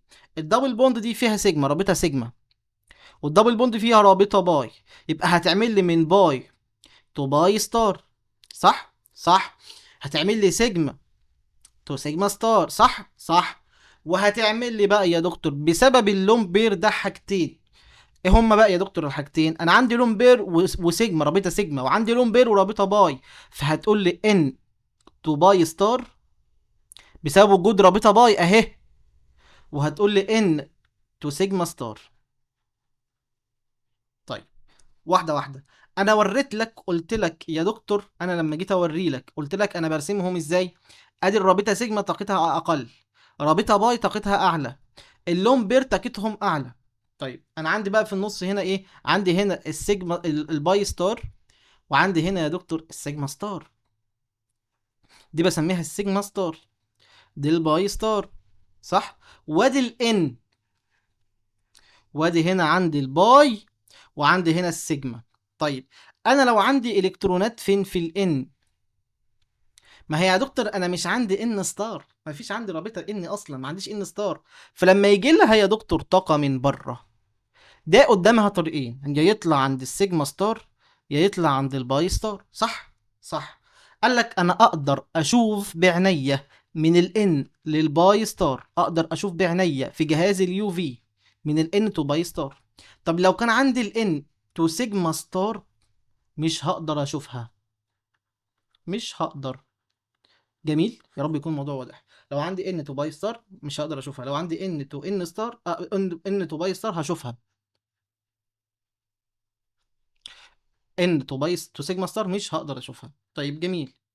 تعالى بقى يا دكتور هنا شوف لي المركب. هو المركب عندي فيه باي ستار، المركب عندي فيه باي اهي، واللون بير اهو، يبقى يقدر يعمل ان تو باي، يبقى انا هقدر اشوف عندي حاجتين هنا في المركب ده، الباي تو باي ستار. طب انا شفت الباي تو باي ستار ليه؟ ما انا قلت لك ريزونانس يا دكتور، كونجيوجيتد بقى، مش هنرجع مع بعض كتير. مش انا قلت لك عندي الكونجيوجيتد ثلاث حالات اهم يا دكتور اهو، دبل سنجل دبل، دبل سنجل بوزيتيف تشارج، دبل سنجل نيجاتيف تشارج. انا نسيت اقول لك دبل سنجل لون بير، ما انا اللون بير ده بعتبره نيجاتيف تشارج، بعتبره نيجاتيف تشارج. يبقى يا دكتور كده عندي الثلاث حاجات. تعالى بص بقى، انا عندي هنا الكين، الدبل بوند بتاع الالكين هقدر اشوفها، اركز عندي كونجوجيتد دبل سنجل، اها لومبير يبقى يقدر يشوفه، يبقى عندي ده بسميه كونجيوجيتد اقدر اشوفه، يبقى الباي تو باي ستار اقدر اشوفها. طب كمان يا دكتور الان تو باي ستار اقدر اشوفها. طب والله جميل. طب هنا يا دكتور ركز معايا كده، ادي سيجما وادي باي، اها يبقى انا كده عندي باي تو باي ستار، وعندي لومبير يبقى لومبير تو باي ستار، يبقى اقدر اشوف الاثنين دول. يبقى هي ايه هي الحاجات الممكنه؟ السيجما تو سيجما ستار، ان تو سيجما ستار، باي تو باي ستار، وان تو باي ستار. اقدر اشوف فيهم ايه؟ هقدر اشوف فيهم الباي تو باي ستار وان تو باي ستار. يا رب يكون معانا واضح. طب تعالى بقى انا هديك امثله مع بعض كده على جنب. خلصنا احنا كده نديك امثله. عندي مركب بالشكل ده. آه آه آه آه آه آه. اهو يا دكتور، بعد اذن حضرتك، دي كربونه ودي كربونه اهي. ممكن تقول لي ايه الدنيا هنا؟ هقول لك اول حاجه انا عندي لون بير، عندي باي رابطه باي، صح ولا جميل؟ وعندي أكسجين، ده لون بير هنا أهو، والله جميل. وعندي رابطة سيجما. قول لي إيه هي الحاجات الممكنة؟ هقول لك أول حاجة سيجما تو سيجما ستار. وبص أي مركب في الدنيا فيه سيجما تو سيجما ستار، يبقى أنا كده بكتبها حتى لو أنا مش عارف إن موجود فيه رابطة سيجما أصلا. هي أي مركب في الدنيا فيه سيجما تو سيجما ستار. علشان كده بعض الأحوال مش بنكتبها أصلا، يعني إحنا مش بنكتبها لأن هي معروفة خلاص بقى. طيب عندي بقى يا دكتور الباي ده تتكتب، هنشوفها ولا مش هنشوفها؟ هقول لك دبل سنجل دبل كونجوجيتد، وحياتك دبل سنجل دبل، يبقى الباي تو باي ستار. طيب عندي لومبير، اللومبير اكتب بقى جنبي ايه؟ هروح جايب قايل له ان تو سيجما ستار وان تو باي ستار. انا هقدر اشوف انهي يا دكتور؟ هقدر اشوف اخر اتنين دول. ماشي ماشي. يا رب يكون الموضوع معانا واضح وبقى زي الفل زي الفل. مركب تاني سي اتش 3، سي دبل بوند او، سي اتش 3. ممكن يا دكتور تحدد لي عندي هنا ايه؟ افكر. يا دكتور انا عندي هنا لومبير،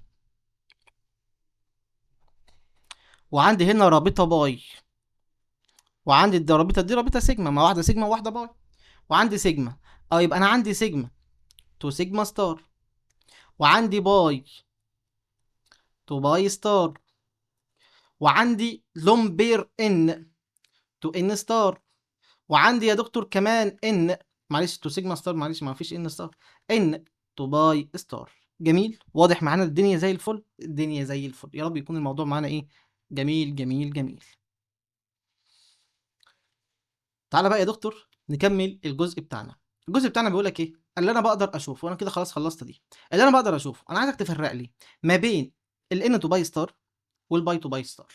قال لك اول حاجه تعالى يا دكتور تشوف الباي تو باي ستار. الباي تو باي ستار لما اجي اشوف البيك، الرسمه اللي هتترسم لي في الجهاز، البيك بتاع الباي تو باي ستار بيكون كبيره. شايف كبيره ازاي؟ بيك عاليه، هايلي مور انتنسيتي. مور انتنس يعني ايه؟ يعني طويله كبيره واضحه ظاهره، طويله كبيره واضحه ظاهره. ده الباي تو باي ستار. طب الان تو باي ستار، شايف الان تو باي ستار كده زغروطه صغيره، حته صغيره خالص كده، كانه حد زغدها كده زغده صغيره. يبقى الان تو باي ستار صغيره خالص معانا بالشكل ده اهي، ادي الان تو باي ستار. طيب يا دكتور فبسميها ليس انتنس، حجمها صغير، بتظهر شالو باند. شالو باند يعني ايه؟ بند صغيره على قدها، شالو باند. ماشي. طيب يبقى يا دكتور قول لي كده ايه الفرق ما بينهم، ما بين الباي تو باي ستار؟ الباي تو باي ستار مور انتنس، يعني ايه؟ كبيره واضحه، البيك بتاعتها شكل البيك واضح.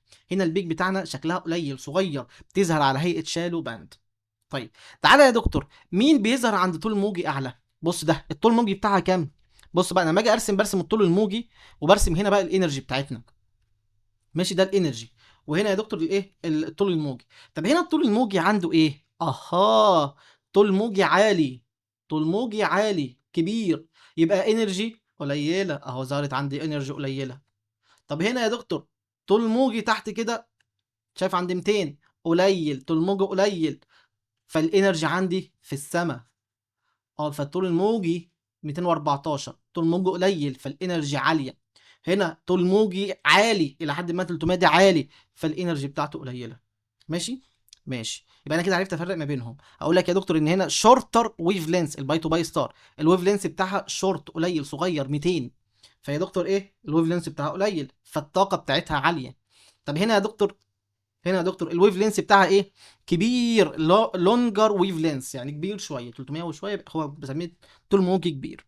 طيب بيقول لك بقى يا دكتور ايه؟ تعال نشوف تاثير حاجتين. اول حاجه اسمها البولار سولفنت. البولار سولفنت ده بيعمل ايه؟ قال لك البولار سولفنت بيخش يتفاعل مع مين؟ مع الان تو باي ستار. يعني لو انا عندي بولار سولفنت، الان تو باي ستار هتحس بيه جامد جدا، وهيعمل لك ان الشيفت هيحول لك بدل ما هي عند 329 هيخليها لك قليله صغيره، هيقربها لك للناحيه دي. يبقى يا دكتور قول لي لما يكون عندي بولار سولفنت هيعمل ايه في الان تو باي ستار؟ هيصغرها لك، هيوديها لك ناحيه الشمال، فيقلل لك الويف لينس بتاعها، وبالتالي هيزود لك طاقتها. ما انت اربط بقى بين الاثنين. طيب ماشي يا دكتور، لو جيت ضفت اتش سي ال ايه اللي هيحصل معانا؟ مش انا قلت لك يا دكتور ان الان تو باي ستار او الان تو باي ستار بيحصل ازاي؟ انا عندي مركب سي اتش 3 مثلا، سي دبل بوند او، مثلا عندي هنا اتش، مثلا انا عندي هنا اللون بير، صح؟ اللون بير ده عملنا فيه ايه؟ ضفته له اتش سي ال، هيجي يمسك فيه السي ال اللي عنده اشاره موجب ده، فيمسكوا مع بعض يا دكتور ويبوظ لنا الدنيا. يبوظ لنا ايه الدنيا؟ احنا مش ناقصين الكلام ده. فلما اضيف له مينرال اسيد هيبوظ لنا الدنيا. معلش انا هضيف هنا اتش، مش سي ال، اتش موجب. ماشي. فيعمل لنا ايه يا دكتور؟ هيبوظ لنا اللون بير اللي كان عندي، اللي كان هيخش معانا، فده بيبوظ. ماشي. فعلشان كده لو انا عندي مينرال اسيد هعمل ايه؟ مينرال اسيد البيك بتاعتنا دي بتختفي. طب يا دكتور استخدمها في ايه؟ هقول لك كلمه. لو انا جمعت مركب، ولما جيت شفت في المركب لقيت عندي تو بيكس، بيك بالشكل ده وبيك بالشكل ده، فقلت انا عايز اتاكد يا دكتور هل البيك اللي طالعه لي دي تبع اللون بير ولا تبع الباي تو باي ستار؟ اعمل ايه؟ اول حاجه قال لك هات العينه بتاعتك بكل بساطه. جبت العينه وطلع معاك الاتنين بيك دول. بعد كده ضيف يا دكتور مينرال اسيد. المينرال اسيد هيعمل ايه في البيك دي؟ هيشيلها، هيعمل لها ديس ابير، فيظهر عندك بيك واحده. يبقى انا كده عندي جراف فيه بيك واحده وجراف فيه اتنين بيك. اذا يا دكتور البيك التانيه دي بتاع مين؟ بتاع اللون بير، علشان لما ضفت اتش سي ال خلاها تختفي. جميل. طب يا دكتور لو انا ضفت هنا اتش سي ال، قال لك مش هتتاثر اصلا. يبقى الباي تو باي ستار مش بتتاثر بالاتش سي ال. كمان يا دكتور تاثيرها بالبولار سولفنت بيكون قليل، تاثيرها البولار سولفنت على تاثيره عليها بيكون قليل، وحتى لو كان في تاثير بيخلي الطول والموج بتاعها لون جر، يعني بيمشيه كده. يبقى يا دكتور الباي تو باي ستار مش بتتاثر ولا بالبورال سولفنت ولا بتتاثر بالمينرال اسيد اللي هو الاتش سي ال. عكس الكلام ده مين؟ الان تو باي ستار. الان بتتاثر بمين؟ بالبولار سولفنت، بتروح ناحيه الشمال، فيحصل عندها ايه؟ الطول الموجي بتاعها يقل وطاقتها تعلى. طب يا دكتور بالنسبه ليها اصلا قال لك بتختفي لو ضفت لها مينرال اسيد، تعالى بقى كده واحده واحده مع بعض كده، نشوف المركب اللي قدامنا ده. قول لي يا دكتور طلع لي الاحتمالات الممكنه ليه.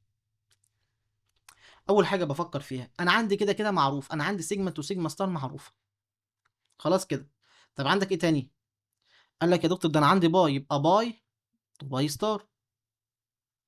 طيب عندي لومبير يا دكتور، يبقى ان تو حاجتين باي ستار، وان تو سيجما ستار.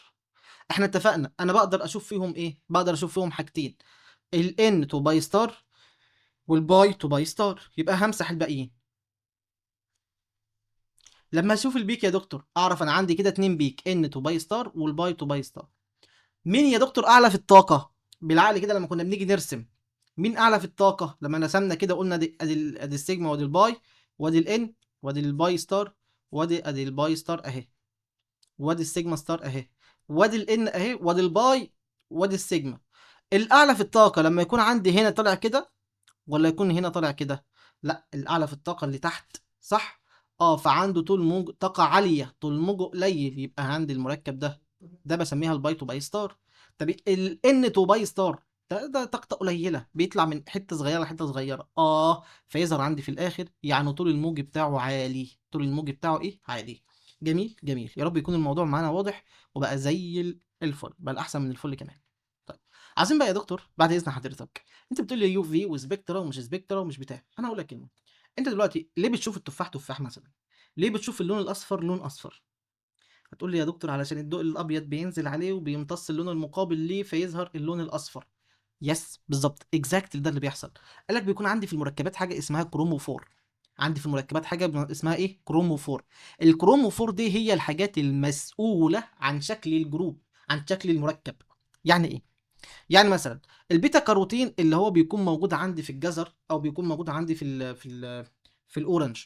البيتا كاروتين ده يا دكتور وخاصة في الجزر يعني بيكون شكله شايف اورنج كده، اورنج يلو اورنج انا عندي عمى الوان فما اعرفش ده شكله ايه، بس هو شكله اورنج يعني.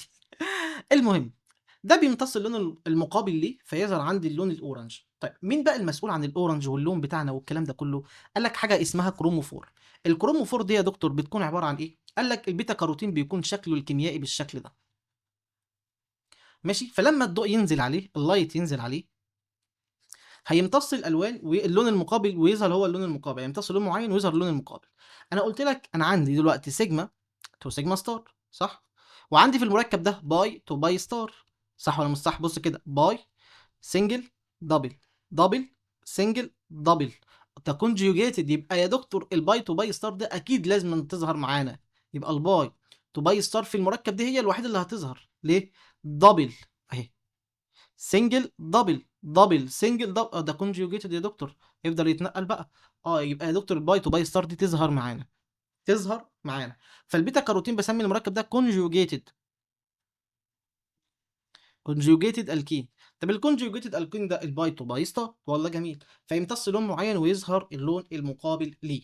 بيقول لك بقى انا عندي حاجه اللي اسمها كروموفور هي المسؤوله عن الكلام ده. الكروموفور هي اللي بتكون مسؤوله عن الكلام ده. بقى يا دكتور كده بيقول لك الكروموفور عباره عن ايه؟ الكروموفور هي عباره عن جزء من المركب بتاعنا، والجزء ده بيكون ايه؟ بيكون مسؤول عن اللون. ليه يا دكتور مسؤول عن اللون؟ قال لك اول حاجه ممكن يكون عباره عن فانكشن جروب. تاني حاجة عنده كميات رهيبة من الباي بوند، عنده كميات رهيبة من الباي بوند. يقدر يظهر عندي في الطبيعة في اليو في لايت، يقدر يظهر عندي كده اهو. يبقى عنده كميات كبيرة من الدبل بوند يقدر يظهر معانا زي ايه يا دكتور؟ سي دبل بوند سي كونجوجيتد، كونجوجيتد سي دبل بوند او، كونجوجيتد سي تريبل بوند ان. كل ده يا دكتور. يبقى انا لما يكون عندي باي بوند ممكن يظهر معايا، بسمي المركب ده ايه؟ كروموفور. يبقى الكروموفور هي المجموعات الكبيره التي تحتوي على دبل بوند، دبل بوند اللي انا بسميها باي بوند، تحتوي على ايه؟ باي بوند، مش مره واحده، لا ده عدد كبير جدا من الباي بوند، ماشي؟ كان بيكون سي دبل بوند سي كونجيوجيتد او سي دبل بوند او سي ان او سي ان. ده بسميه يا دكتور ايه؟ الكروموفور. طيب عندنا حاجه تانية بسميها الاوكسوكروم. يعني ايه يا دكتور الاوكسوكروموفور ده؟ الاوكسوكروموفور ده هي مجموعه لما تكون موجوده بتخلي الكلر شكله بتاعنا يكون مور انتنسيفاي. يعني ايه انتنسيفاي؟ يعني يا دكتور بيكون شكله عالي جدا، يعني شكله يعني مثلا لما تيجي تشوف لون البرتقانه تلاقي اللون برتقان نزيه كده وشكله برتقان برتقان، وتلاقي ممكن فيه حاجه باهته شويه. بالظبط. كلما كان لون البرتقان قوي يعني عنده حاجه بسميها اوكسوكروم. يبقى ايه اللي بيخلي اللون عندي اقوى واقوى واقوى؟ بسميه الاوكسوكروم. يبقى الاوكسوكروم بيعمل انتنسيفاي للكلر. يعني ايه؟ بيزود شده الكلر، بيخلي الكلر لونه احسن واحسن واحسن واحسن.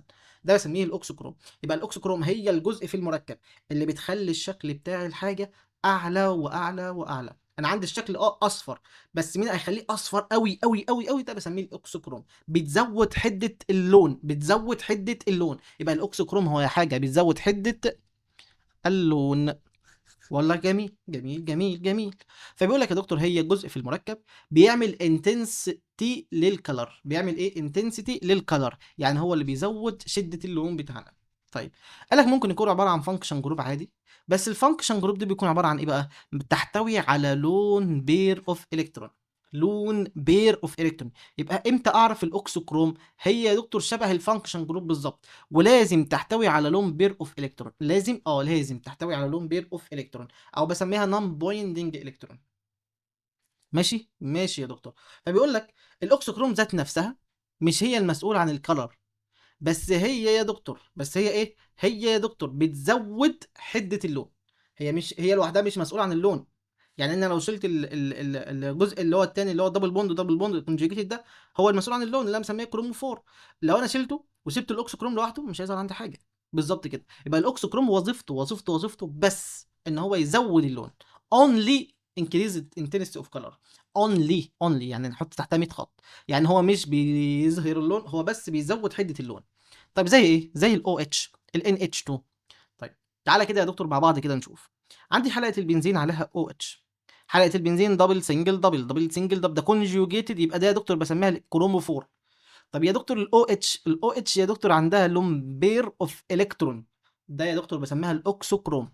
الاوكسوكروم. طب تعالى عندي ان او 2، الان عليها دبل بوند، عامله ايه، عامله لون بير، والاكسجين عندها لون بير، يبقى انا عندي لون بير لون بير لون بير، ده اوكسوكروم جميل جدا، ده اوكسوكروم ايه جميل جدا. دي يا دكتور النيترو بنزين، ده يا دكتور بيكون كارل ليس، يعني لونه مش باين قوي، البنزين احنا عارفين ان الفينول لونه مش ظاهر قوي. طب يا دكتور ده عباره عن ايه، ده بيلي يلو، يعني اللون ده خلى شكله بقى شكله اصفر. طب يا دكتور لما يكون عندي نيترو معاه حلقه البنزين، مش انت بتقولي ده ملوش لون، وده يا دكتور لونه اصفر؟ دخلت الاتنين مع بعض فبقى في الوضع اورسو. الوضع اورسو يا دكتور، هنا عندي لون بير، هنا عندي لون بير، الاتنين دولت بيعملوا ايه في اللون بتاعي، انا كان اللون بتاعي بيل يلو، حطيته على color list فيظهر عندي الناتج النهائي باليولو. بس يا دكتور لما جه في الاثنين لقينا عندي اتنين اوكسوكروم، عملوا ايه في الانتنسي، في الانتنسي بتاع اليلو، خلى اليلو بتاعي لوني بقى واضح، شايف اللون فرق بين اللون ده واللون ده، هنا يا دكتور لون واضح، لون ظاهر جدا، شكله اصفر اصفر، هنا بيلي يلو لا اصفر غامق، اصفر فاتح خالص كده، تحسه اصفر عبيط. طيب تعال نشوف مركب بالشكل ده، قول لي يا دكتور كده ايه هو الاكسوكروم وهو الكروموفور؟ اقول لك بكل بساطه، تعالى يا دكتور فين الدبل بوند، ادي دبل بوند، دبل بوند ده بسميها كونجيوجيتد، حلقه البنزين كونجيوجيتد، يبقى الحلقتين دول على بعض اسميهم الكروموفور، اسميهم الايه الكروموفور، يبقى الثلاث حلقات دول على بعضهم كده اسميهم الكروموفور.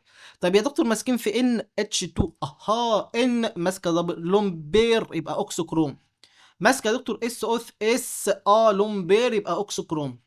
طب ماسكه في ان اتش، ان لون بير، ممكن تكون سماها اكسوكروم. طيب نفس الكلام الاس، ماشي ماشي، يبقى ده يا دكتور بسميه الاوكسوكروم والكروموفور، بس يفضل ان يكون الاوكسوكروم ماسك دايركت بالكروموفور. طب تعال نشوف مركب تاني، عندي مركب بالشكل ده، واحده واحده يا دكتور. انا عندي اول حاجه هنا كونجوجيتد، وان دبل بوند، ارجع فوق تاني كده، ان دبل بوند، ان دبل بوند، ما يضحكش عليا، مش انا قلت لك الدبل بوند ده بعتبره كروموفور؟ يس. فهي ده جزء منها الدبل بوند، فاعتبر الان دبل بوند ان ده كروموفور، لان هو ماسك في الحلقتين كماله الكونجيوجيشن، دي كونجيوجيشن ودي معاهم كمان كماله. طيب يا دكتور انا عندي سي دبل بوند اي ده يا دكتور دبل بوند عندها لون بير، او اتش لون بير، ده اوكسوكروم وده اوكسوكروم، بالظبط بالظبط. طب يا دكتور انا عندي سلفر عنده لون بير، يبقى اوكسوكروم، يبقى كده بالظبط انا عرفت افرق ما بين الاوكسوكروم والكروموفور. الكروموفور هي المركب اللي يقدر يديني كونجيوجيتد كتير، بسميه كروموفور. طب المركب يا دكتور اللي بيكون سي دبل بوند عنده لون بير ان بيرد شير اوف الكترون، ده بكل بساطه بسميه الاوكسوكروم. طيب والله جميل، جميل جميل. هنبدأ بقى مع بعض في آخر حاجة في المحاضرة عندنا، أو في حاجات في آخر موضوع عندنا في المحاضرة. آخر موضوع بيتكلم معانا يا دكتور على هاو كان الكروموفور اند الاوكسوكروم افكت اليو في اند الفيزابل سبيكترم. ماشي ماشي، ركز معايا في الحتة دي قوي قوي قوي. بص يا دكتور انت عندك هنا خط اهو، ده الخط الرئيسي بتاعنا اللي هو باللون الازرق ده. طيب عملت ايه، جيت من بره شلت منه الكروموفور، كمان شلت منه الباي، خليت عنده بقى اقل في الباي. بص كده، الباي بوند عنده قللتها، قللت عنده الانرجي، فايه اللي حصل معانا، انا كان عندي المركب اهو، قللت منه الكروموفور، شلت منه الباي بوند، قللت الانرجي. طب لما قللت الانرجي، معلش مش ما قللتش الانرجي، ده انا زودت الانرجي، انا اسف قريتها غلط، زودت الانرجي، خليت الانرجي عنده عاليه، يبقى يبقى الباي بوند دي، يبقى اللامدا بتاعتنا هتكون واطيه ولا عاليه؟ لا ده اللامدا بتاعتنا هتقل، انا زودت الانرجي فاللامدا هتقل، فيظهر عندي بدل ما كان هو اللامدا هنا اهي، لا يا دكتور اللامدا هتقل فتظهر في البدايه بالشكل ده. يا دكتور يعني انت عايز تقول لي ان اللامدا قلت، يعني الجراف ده اتجه كده ناحيه الشمال.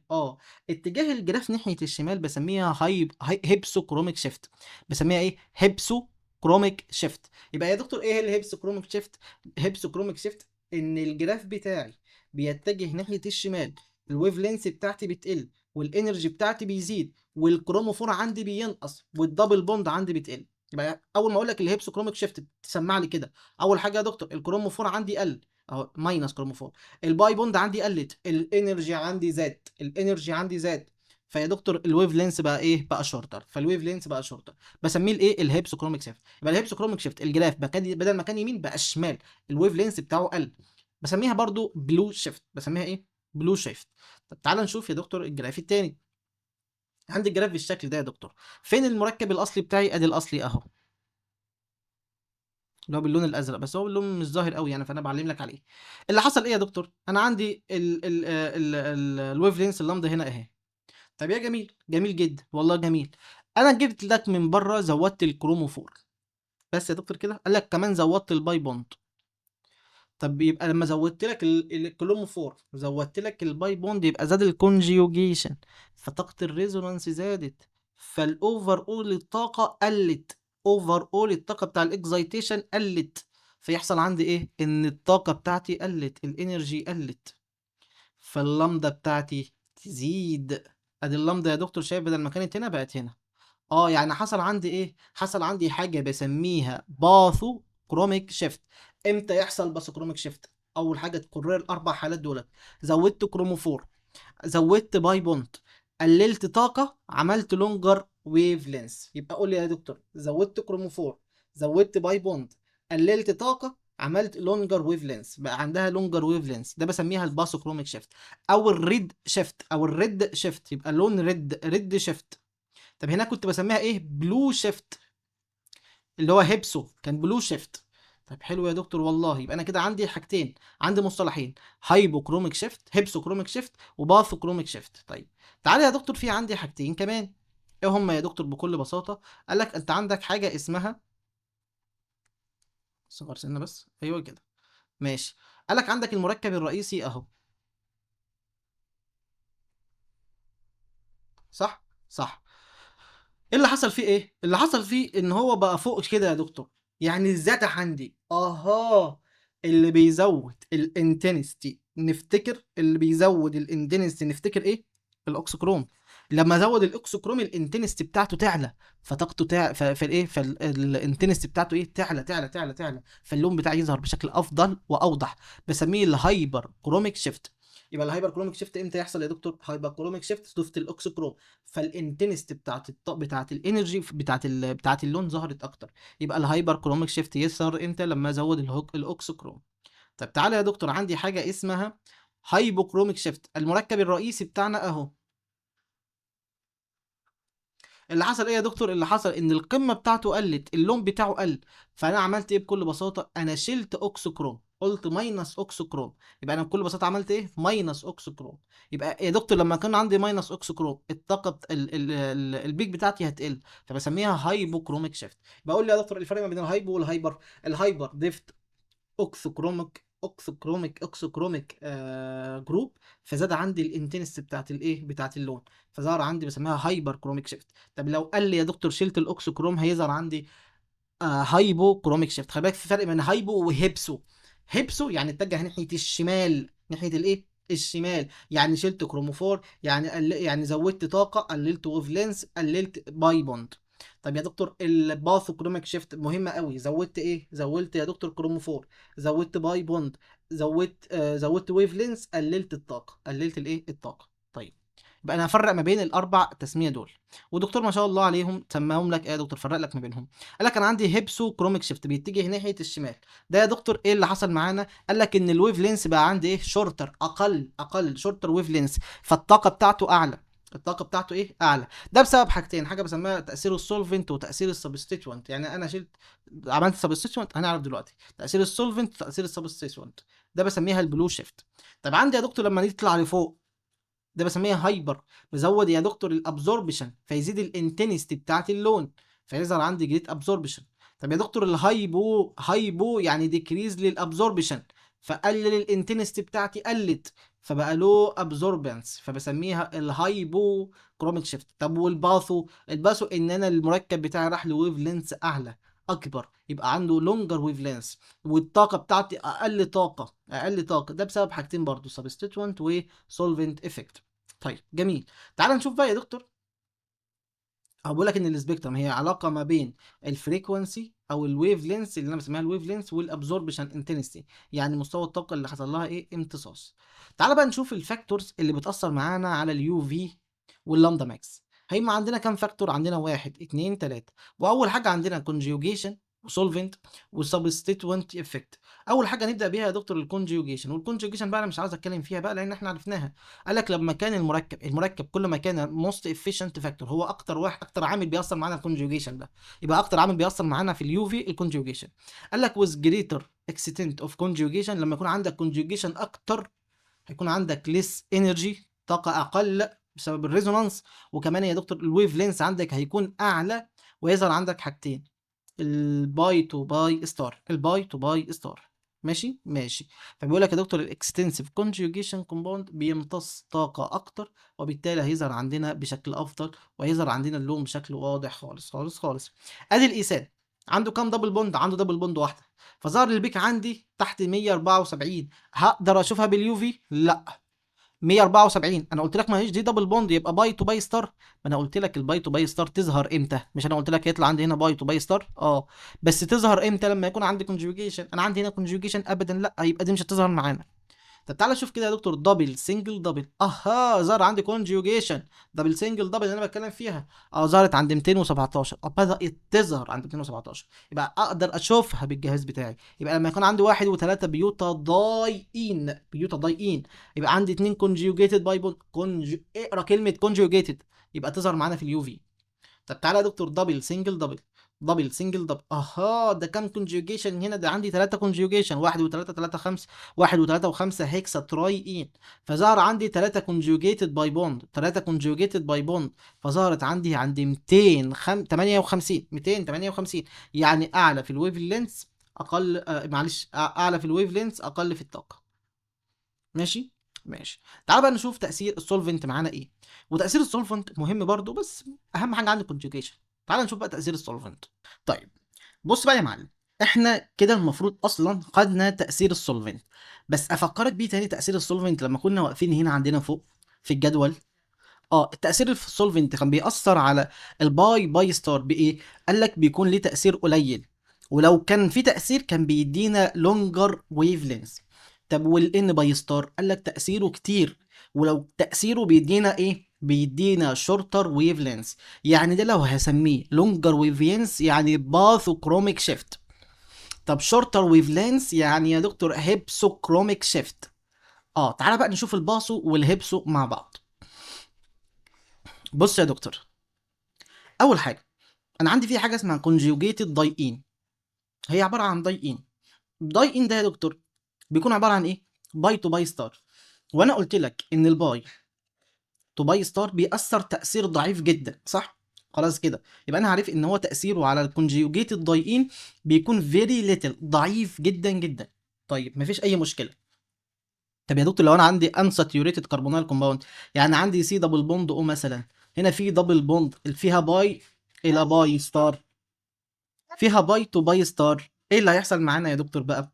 قال لك تعالى بقى نشوف هنا. قال لك بيحصل عندي تأثير كبير. لو انا عندي باي تو باي ستار هيحصل ايه؟ هيحصل تأثير، وهيدينا ايه زي ما اتفقنا؟ باسوكريميك شيفت، يعني للريد شيفت. الباسو معناها ريد شيفت. ماشي.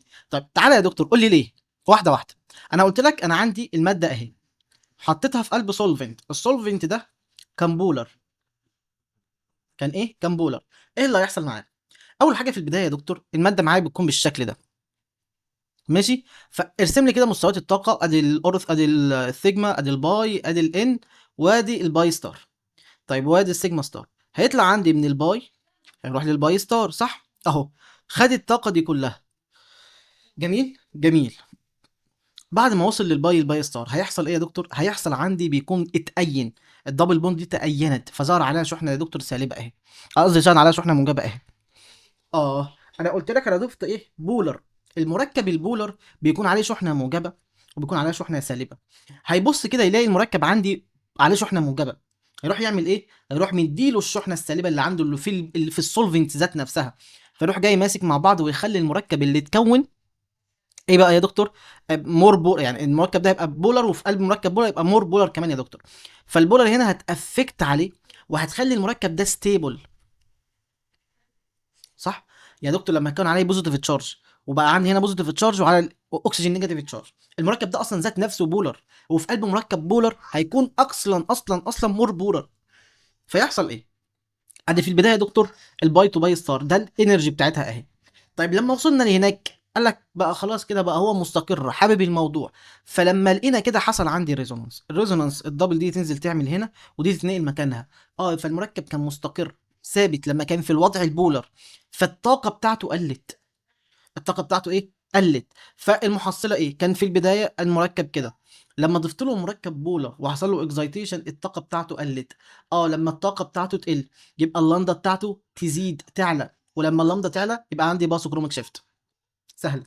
انا عندي المركب كان بالشكل ده ادانا الطاقه دي كلها، بعد كده لقيناه ستيبل، الستيبل حصل ريزونانس وكلام من ده، فالطاقه قلت. الطاقه لما تقل الطول الموجي يعلى، الطول الموجي يعلى يعني حصل عندي باسوكروميك شيفت. باسوكروميك شيفت.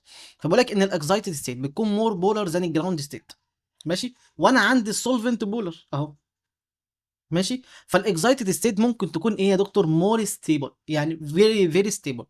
فيحصل دايبول دايبول انتر اكشن، ما دي بوزيتيف ودي نيجاتيف، ويكون المركب بتاعي مور ستيبل. لما يكون مور ستيبل الطاقه بتاعته تقل والطول الموجي عندي يزيد يعلى، فيتكون عندي باسو كروميك شيفت. باسو كروميك شيفت.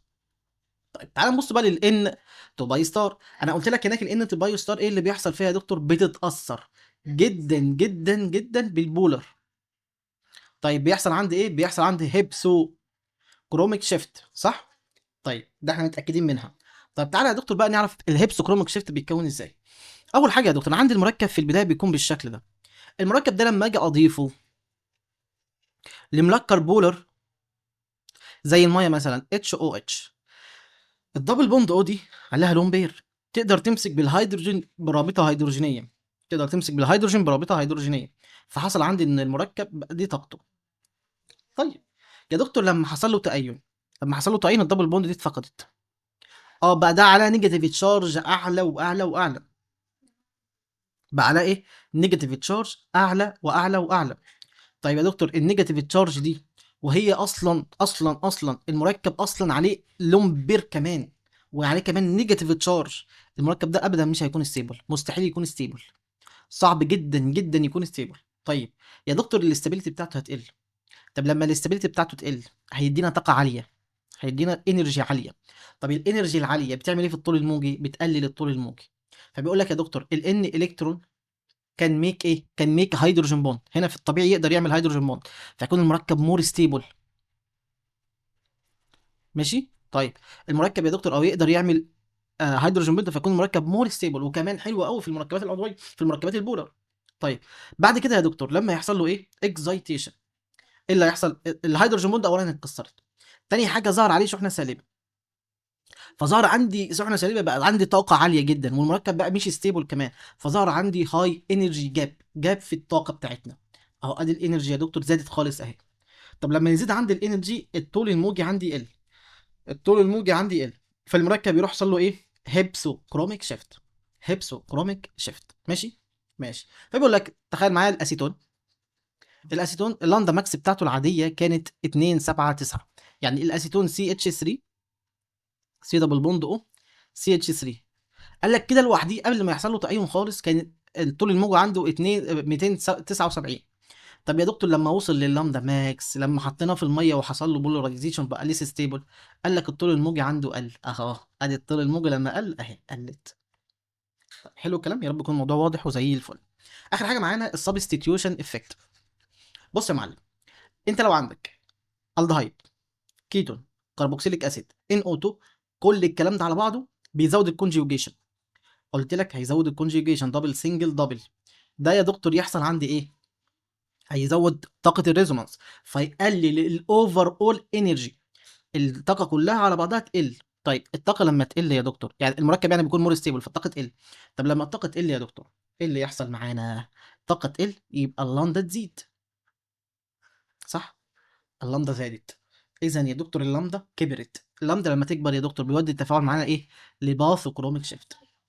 لباثو كروميك شيفت، يبقى بيقلل الانرجي، فبالتالي هيزيد اللامدا ماكس، فيحصل عندي باثو كروميك شيفت.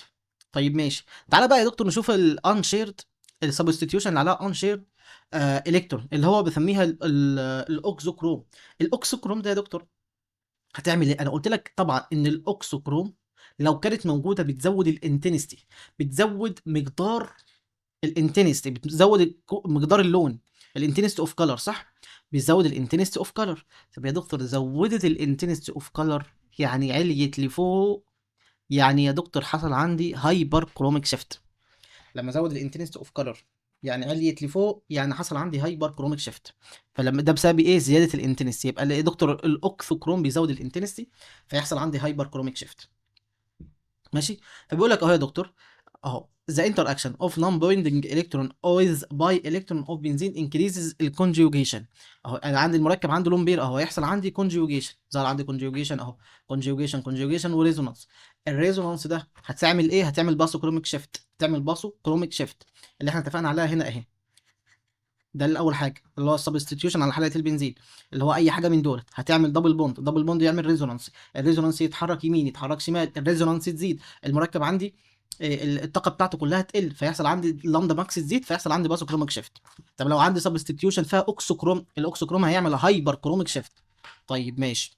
بقول لك يا دكتور لو انت عندك داي سبستيتيوتد بنزين، داي سبستيتيوتد بنزين، قال لك يفضل يكون مع بعض في الوضع في الوضع ايه؟ بارا بوزيشن. يكون الاثنين مع بعض في الوضع بارا بوزيشن. ليه يا دكتور؟ علشان نقدر نعمل الريزونانس ده اهي، علشان يحصل الريزونانس دي يبقى الاثنين مع بعض في الوضع بارا بوزيشن.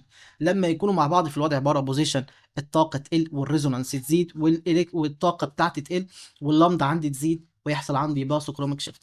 يبقى يا دكتور ده الاعلى في الباسوكروميك شيفت ولا ده؟ لا ده اعلى. ليه يا دكتور؟ عنده ريزونانس اكتر، طاقه الريزونانس عنده اكتر. الريزونانس بتخلي المركب ميرو ستيبل، تحتاج طاقه اقل فتزود اللامدا، اللامدا تزيد يحصل عندي باسوكروميك شيفت. طيب ماشي. تعالى يا دكتور نشوف الكونفرتنج انالين تو انالين هيدروكسيد.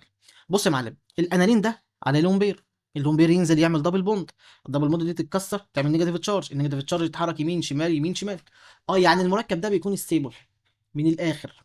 طيب لما اجي امسكه في كلور، الكلور تسحب منه الالكترونات بتاعته، هيعرف يعمل الريزونانس؟ بالعقل كده صعب يعمل الريزونانس. يبقى الانالين ذات نفسه احسن. لو انا حولت الانالين لكونجيوجيتد انالين اللي هو انالين اتش سي ال، يبقى انا كسرت الوضع الستيبل وخليت وضع انستيبل يحتاج انرجي اعلى، يبقى الطول الموجي بتاعه اقل، يبقى عندي هيبسو كروميك شيفت.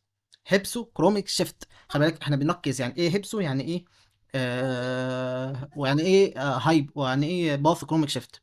طيب ماشي يا دكتور، لو انا عندي فينول وعنده فينيت اناين، بص الفينول اهو يقدر يعمل هنا دبل بوند وبعد كده دي تتكسر، يجي يعمل هنا نيجاتيف تشارج، النيجاتيف تشارج يمين وشمال، تتحرك يمين وشمال.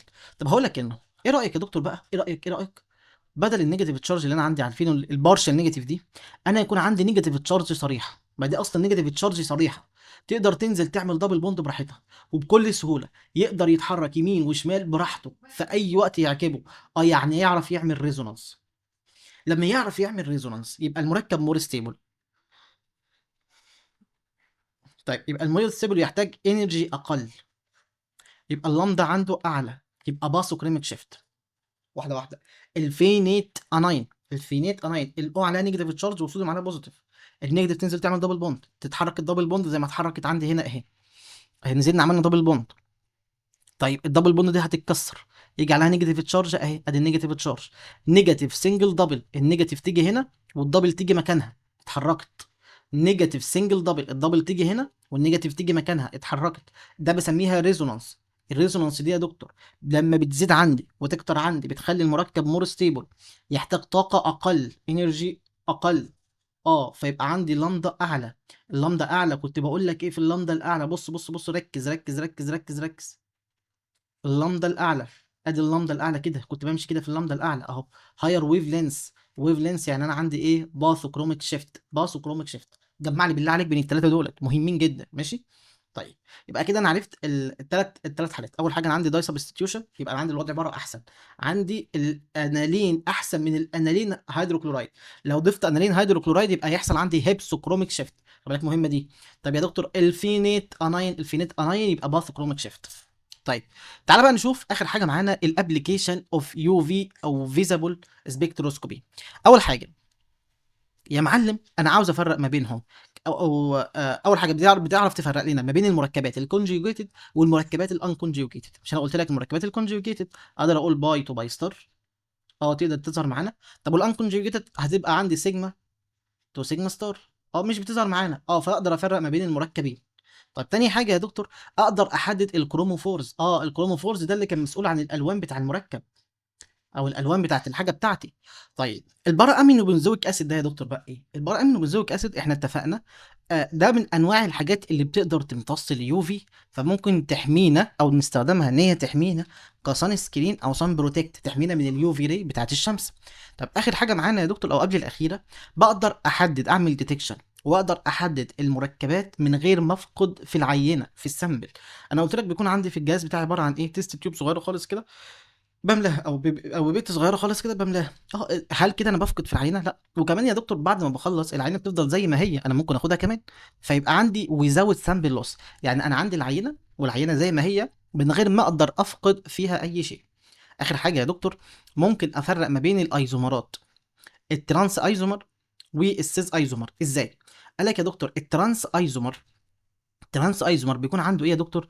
كونجوجيتد بالشكل ده. لما يكون كونجوجيتد يا دكتور، الترانس ايزومر هيحصل ابزورب، هيمتص طاقة اكتر. لما يمتص طاقة اكتر، معلش، هيمتص طاقة اكتر. فلما يمتص طاقة اكتر الويف لينس بتاعه، معلش، هو مش هيمتص طاقة اكتر، هو هيكون عنده ويف لينس اكتر، فهيمتص طاقة اقل، هيمتص طاقة اقل وعنده ويف لينس اكتر.